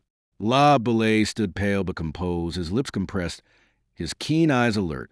Inwardly, he was moved by this demonstration of goodwill, this very storm of fraternity, but his purpose remained adamant. And when at last the president's bell had tinkled his noisy judges into silence, his voice rose clear and steady as he thanked them for leaning to clemency on his behalf. Hellas, he ended, words cannot tell you how deeply I deplore that it is a clemency of which I may not avail myself. What I have done I may not undo. And so, citizens, whilst I would still retain your love and your sympathy, you must suffer me to let justice take its course. To delay would be but to waste your time, the nation's time. But this is rank defiance, roared Tinville, roused at last into some semblance of his habitual bloodthirstiness. He whose heart can be so insensible to our affections merits no clemency at this bar. And so the president turned with a shrug to his colleagues, and the verdict was taken. The finding was guilty, and the president was on the point of passing sentence, when again Robespierre sprang to his feet. The incorruptible's complexion looked sicklier than his wont, for mortification had turned him green outright. A gust of passion swept through his soul, such as would have made another man call for the death of this defiant youth who had withstood his entreaties. But such was Robespierre's wonderful command of self. Such was his power of making his inclinations subservient to the ends he had in view, that he had but risen to voice a fresh appeal. He demanded that the sentence should be passed with a reservation, that the accused should have 24 hours for reflection. Should he at the end of that time be disposed to tell them where the ci-devant Vicomte d'Ambreville was to be found, let them reconsider his case. On the other hand, should he still continue obdurate by the noon of tomorrow, then let the sentence be consummated. There was some demur, but Robespierre swept it fiercely aside with patriotic arguments. La Bellay was a stout servant of the nation, whom it must profit France to let live that he might serve her. Ambreville was a base aristocrat, whose death all true republicans should aim at encompassing. And so he won the day in the end, and when the sentence of death was passed, it was passed with a reservation that should the prisoner, upon reflection, be inclined to show himself more loyal to France in the interests of the Republic by telling them how Ambreville might be recaptured, he would find them still inclined to mercy and forgiveness. Allow his eyes to stray round the court at that moment. La Bellay started at sight of an unexpected face. It was Mademoiselle de Bellecourt, deathly pale and with a strained, piteous look that haunts the eyes of the mad. He shivered at the thought of the peril to herself in coming into that assembly. Then, recovering himself, he turned to his judges. Citizen President, citizens all, I thank you, but I should be unappreciative of your kindness did I permit you to entertain false hopes. My purpose is unalterable. Take him away, the president commanded impatiently, and as they removed him, Mademoiselle crept from the court, weeping softly in her poignant grief, and realizing that not so much the president's ear as for her own had La Bellay uttered those words. They were meant to fortify her and to give her courage with the assurance that Ambreville would not be betrayed. To give her courage. Her lip was twisted into an oddly bitter smile at the reflection as she stepped into her cabriolet and bade the driver return to Choisy. Karen was doing this for her. He was casting away his young, vigorous life with all its wealth of promise to the end that her betrothed, the man whom he believed she loved, might be spared. The greatness, the nobility of the sacrifice overwhelmed her. She remembered the thoughts that in the past she had entertained concerning this young revolutionist. Never yet had she been able to regard him as belonging to the same order of beings as herself, not even when she had kissed his unconscious lips that evening on the ridge road. An immeasurable gulf had seemed to yawn between them, the gulf between her nobility and his base origin. And now, as her carriage trundled out of Paris and took the dusty high road, she shuddered, and her cheeks burned with shame at the memory of the wrong that by such thoughts she had done him. Was she indeed the nobler? By accident of birth, perhaps, but by nature proper, he was assuredly the noblest man that ever woman bore. In the Place de la Revolution, a gruesome engine, they called the guillotine, was leveling all things, and fast establishing the reign of absolute equality. But with all the swift mowing of its bloody scythe, not half so fast did it level men as Mademoiselle de Bellecourt's thoughts were doing that afternoon. So marked was the disorder in her countenance when she reached Choisy that even unobservant Ombreville, whom continuous years of self-complacency had rendered singularly obtuse, could not help but notice it, and fearing, no doubt, that this agitation might in some way concern himself. He even went the length of questioning her, his voice sounding the note of his alarm. "It is nothing," she answered in a dejected voice. "At least, nothing that need cause you uneasiness. They have sentenced La Bellay to death," she announced, a spasm crossing her averted face. He took a deep breath of relief. God knows they've sentenced innocent men enough. It is high time they began upon one another. It augurs well, extremely well. They were alone in Henriette's kitchen. The faithful woman was at market. Mademoiselle was warming herself before the fire. Ombreville stood by the window. He had spent the time of her absence in the care of his clothes, and he had contrived to dress himself with some semblance of his old-time elegance, which enhanced his good looks and high-born air. "You seem to utterly forget, monsieur, the nature of the charge upon which he has been arraigned," she said, in a tired voice. "Why, no," he answered, and he smiled airily. He was sufficiently a fool to be lured by the brightest eyes in France into a service for their mistress. "My faith, he's not the first by many a thousand whom a woman's soft glances have undone. The degree in which you profit by the service he is doing those bright eyes appears singularly beneath the dignity of your notice. What a jester you are becoming, ma mère." He laughed, and at the sound she shuddered again and drew mechanically nearer to the fire, as though her shuddering was a result of cold. "It is yet possible that he may not die," she said, almost as if speaking to herself. "They have offered him his liberty, and his reinstatement even upon conditions." "How interesting," he murmured nonchalantly. "They have an odd way of dispensing justice. The conditions imposed are that he shall amend the wrong he has done, and deliver up to the convention the person of one ci-devant Vicomte d'Ambreville." My God! It was a gasp of sudden dismay that broke from the young nobleman. The color swept out his face, and his eyes dilated with horror. Watching him, Suzanne observed the sudden change, and took a fierce joy in having produced it. "It interests you more closely now, monsieur?" she asked. "Suzanne," he cried, coming a step nearer and speaking eagerly, "he knows my whereabouts. He brought me here himself. Are you mad, girl, that you can sit there so composedly and tell me this?" "What else would you have me do?" she inquired. "Do? Why, leave Choisy at once. Come, be stirring. In God's name, girl, bethink you that we have not a moment to lose. I know these Republicans, and how far they are to be trusted. This fellow would betray me to save his skin with as little compunction as—" "You fool!" she broke in, an undercurrent of fierce indignation vibrating through her scorn. "What are you saying? He would betray you? He—" She tossed her arms to heaven and burst into a laugh of infinite derision. "Have no fear of that, le Vicomte, for you are dealing with nature and nobility that you cannot so much as surmise. If he were minded to betray you, why did he not do so today, when they offered him his liberty in exchange for information that would lead to your recapture? But although he may have refused today," returned the Vicomte frenziedly, "he may think better of it tomorrow, perhaps even tonight. Seal, think of the risk we run. Already it may be too late." "Oh, why?" he demanded reproachfully. "Why didn't you listen to me when, days ago, I counseled flight? Because it neither was nor is my intention to fly." "What?" he cried, and his jaw fallen and his eyes wide, he regarded her.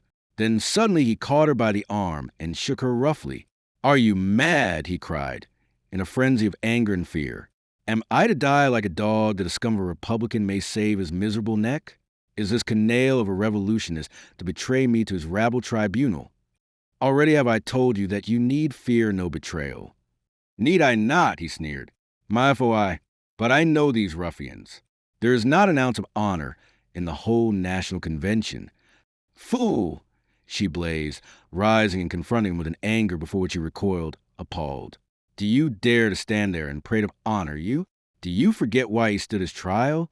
Do you forget why he is dying?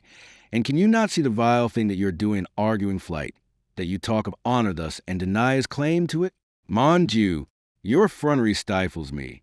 La Bellay was right when he said that with us honor is but a word, just so much wind and nothing more." He stared at her in uncomprehending wonder. He drew away another step. He accounted her mad, and that he might humor her, he put by his own fears a moment. A wonderful unselfishness, this in the most nobly born Vicomte d'Ambreville. My poor Suzanne, he murmured, our trouble has demoralized your understanding. You take a false view of things. You do not apprehend the situation. In God's name, be silent, she gasped. But the time is not one for silence, he returned. So I had thought, quoth she, yet since you could be silent and furtive in other matters, I beg that you will be silent in this also. You talk in vain, monsieur, in any case, for I am not minded to leave Choisy. If you urge me further, I shall burn our passport.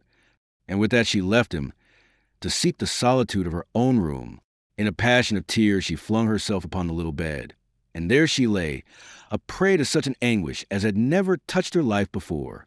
And now, in that hour of her grief, it came to her, as the sun pierces the mist, that she loved La Bellay, that she had loved him, indeed, since that night at Boisvert, although she had stifled the very thought, and hidden it even from herself, as being unworthy in one of her station to love a man so lowly born as Karen.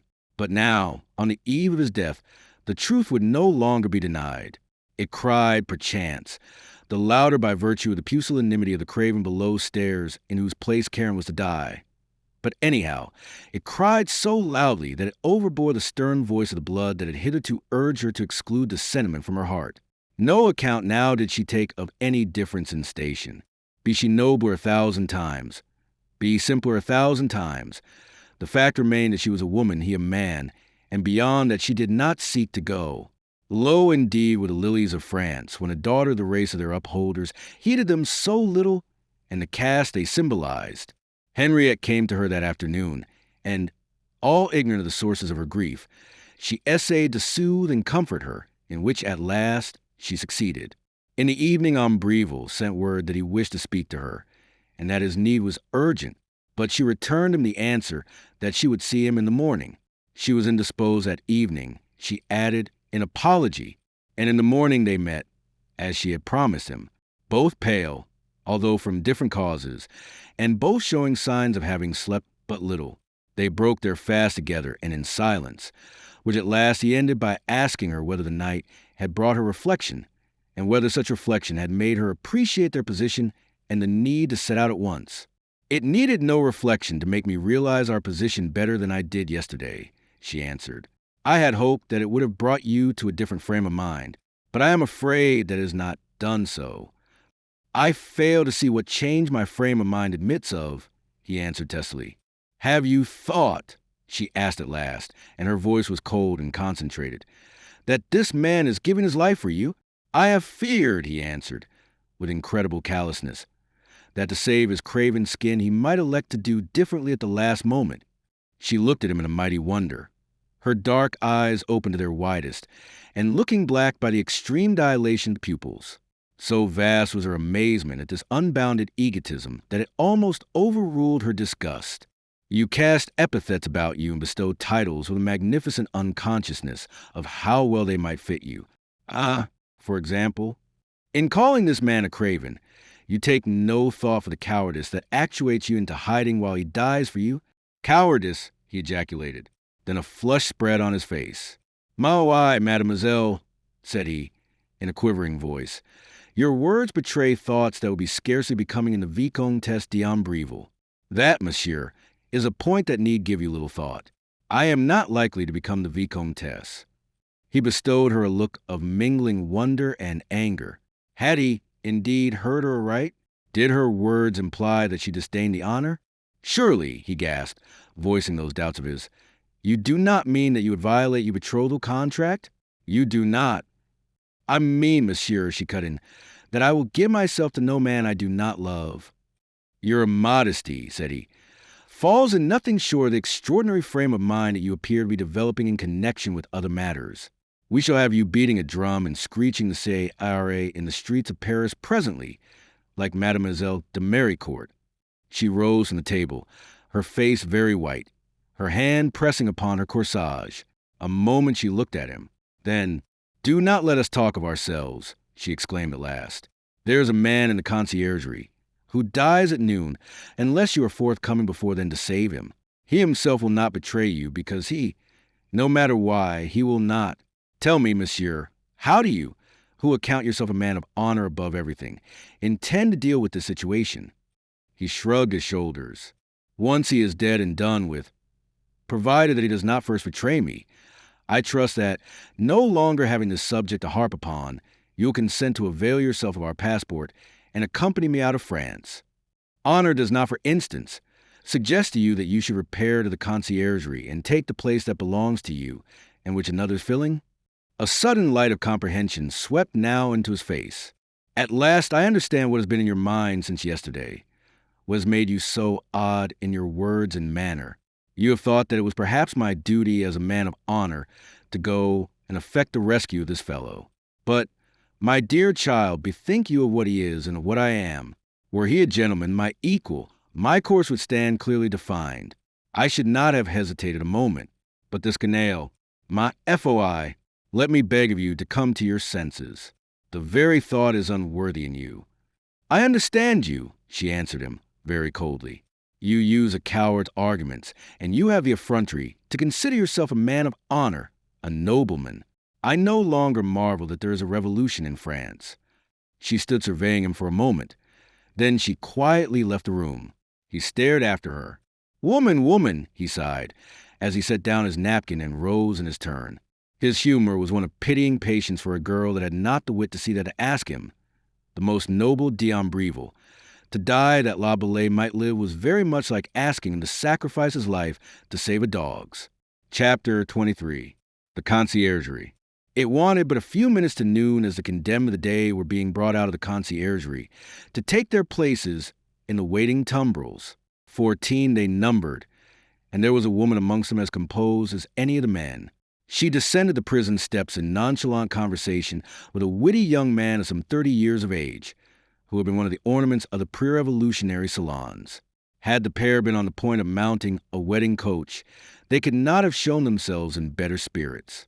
Aristocrats, too, were the remaining 12 with one exception, and if they had not known how to live, at least they could set a very splendid example of how to die. They came mostly in pairs, and the majority of them emulating the first couple and treating the whole matter as a pleasantry that rather bored them by the element of coarseness introduced by the mob. One or two were pale, and their eyes wore a furtive, frightened look, but they valiantly fought down their fears, and for all that the hearts within them may have been sick with horror, they contrived to twist a smile on to their pale lips. They did not lack for stout patterns of high bearing, and in addition they had their own arrogant pride, the pride that had brought them at last to this pass, to sustain them in their extremity. Noblesse less obligate. The rabble, the canaille of the new regime, might do what they would with their bodies, but their spirits they could not break, nor overcome their indomitable pride. By the brave manner of their death, it remained for them to make amends for the atrocious manner of their lives, and such a glamour did they shed upon themselves by the same brave manner, that it compelled sympathy and admiration of those that beheld them, and made upon humanity an impression deep enough to erase the former impression left by their misdeeds. Like heroes, like sainted martyrs, they died, these men who, through generation after generation, had ground and crushed the people neath the iron heel of tyranny and oppression, until the people had, of a sudden, risen and reversed the position, going to excesses in their lately awakened wrath, that were begotten of the excesses which for centuries they had endured. Last of this gallant and spruce company, for every man had donned his best and dressed himself with the utmost care, came Caron La Bellay. He walked alone, for although their comrade in death, he was their comrade in nothing else. Their heads might lie together in the sawdust of Sanson's basket, but while they lived, no contact would they permit themselves of body or of soul with this sans-culotte. Had they known why he died, perhaps they had shown him fellowship, but in their nescience of facts, it would need more than death to melt them into a kindness to a member of the convention, for death was the only thing they had in common, and death, as we have seen, had not conquered them. As he was about to pass out, a jailer suddenly thrust forward a hand to detain him, and almost simultaneously the door, which had swung to behind the last of his death fellows, reopened to admit the dapper figure of the incorruptible. He eyed Caron narrowly as he advanced into the hall, and at the composure evident in the young man's bearing, his glance seemed to kindle with admiration, for all that his lips remained cruel in their tightened curves. Karen gave him good day with a friendly smile, and before Robespierre could utter a word, the young man was expressing his polite regrets at having balked him as he had done. I had a great object to serve, Maximilian, he concluded, and my only regret is that it should have run counter to your wishes. I owe you so much. Everything, in fact, that I am filled with shame at the thought of how ill a return I am making you. My only hope is that by my death you will consider that I have sufficiently atoned for my ingratitude. Fool, croaked Robespierre, you are sacrificing yourself for some chimera, and the life you are saving is that of a very worthless and vicious individual. Of your ingratitude to me we will not speak. But even now, in the 11th hour, I would have you bethink you of yourself. He held out his hands to him, and entreaty was stamped upon Robespierre's countenance to a degree which perhaps no man had yet seen. Bethink you, cher Karen, he began again. But the young man shook his head. My friend, my best of friends, he exclaimed, I beg that you will not make it harder for me.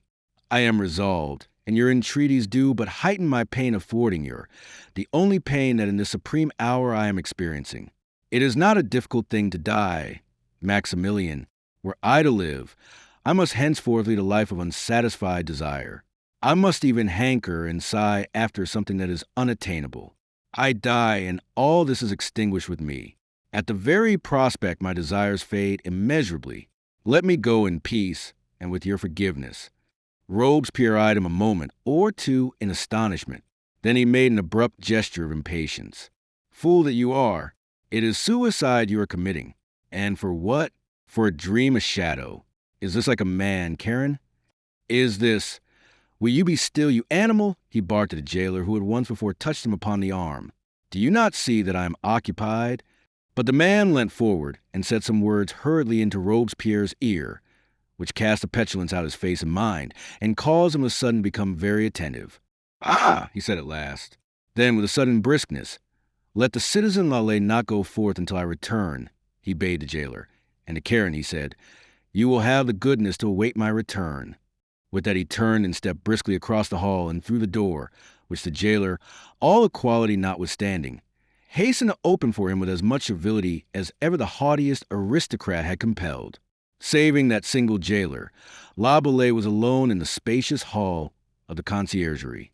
From without they heard the wild clamoring and searing of the mob. Chafing at this fresh delay, which was as a prolongation of his death agony, La Bellay was pacing to and fro, the ring of his footsteps on the stone floor yielding a hollow, sepulchral echo. Is he never returning? He cried at last. And as if in answer to his question, the drums suddenly began to roll, and the vociferations of the rabble swelled in volume and grew shriller. What is that? He inquired. The jailer, on whose dirty face some measure of surprise was manifested, approached the little grating that overlooked the yard and peered out. Sacre nom, he swore. The tumbrils are moving. They have left you behind, citizen. But La Bellay gathered no encouragement, such as the jailer thought he might, from that contingency. He but imagined that it was Robespierre's wish to put him back for another day in the hope that he might still loosen his tongue. An oath of vexation broke from him, and he stamped his foot impatiently upon the floor. Then the door opened suddenly, and Robespierre held it whilst into the room came a woman, closely veiled, whose tall and shapely figure caused the young deputy's breath to flutter. The incorruptible followed her, and turning to the jailer, Leave us, he commanded briskly. And presently, when those three stood alone, the woman raised her veil and disclosed a face he had expected, the beautiful face of Suzanne de Belcourt, but, alas, woefully pale and anguished of expression.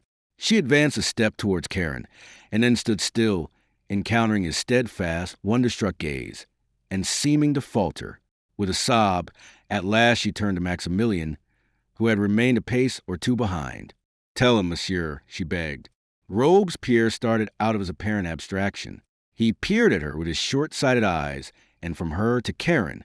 Then he came forward a step and cleared his throat, rather as a trick of oratory than to relieve any huskiness.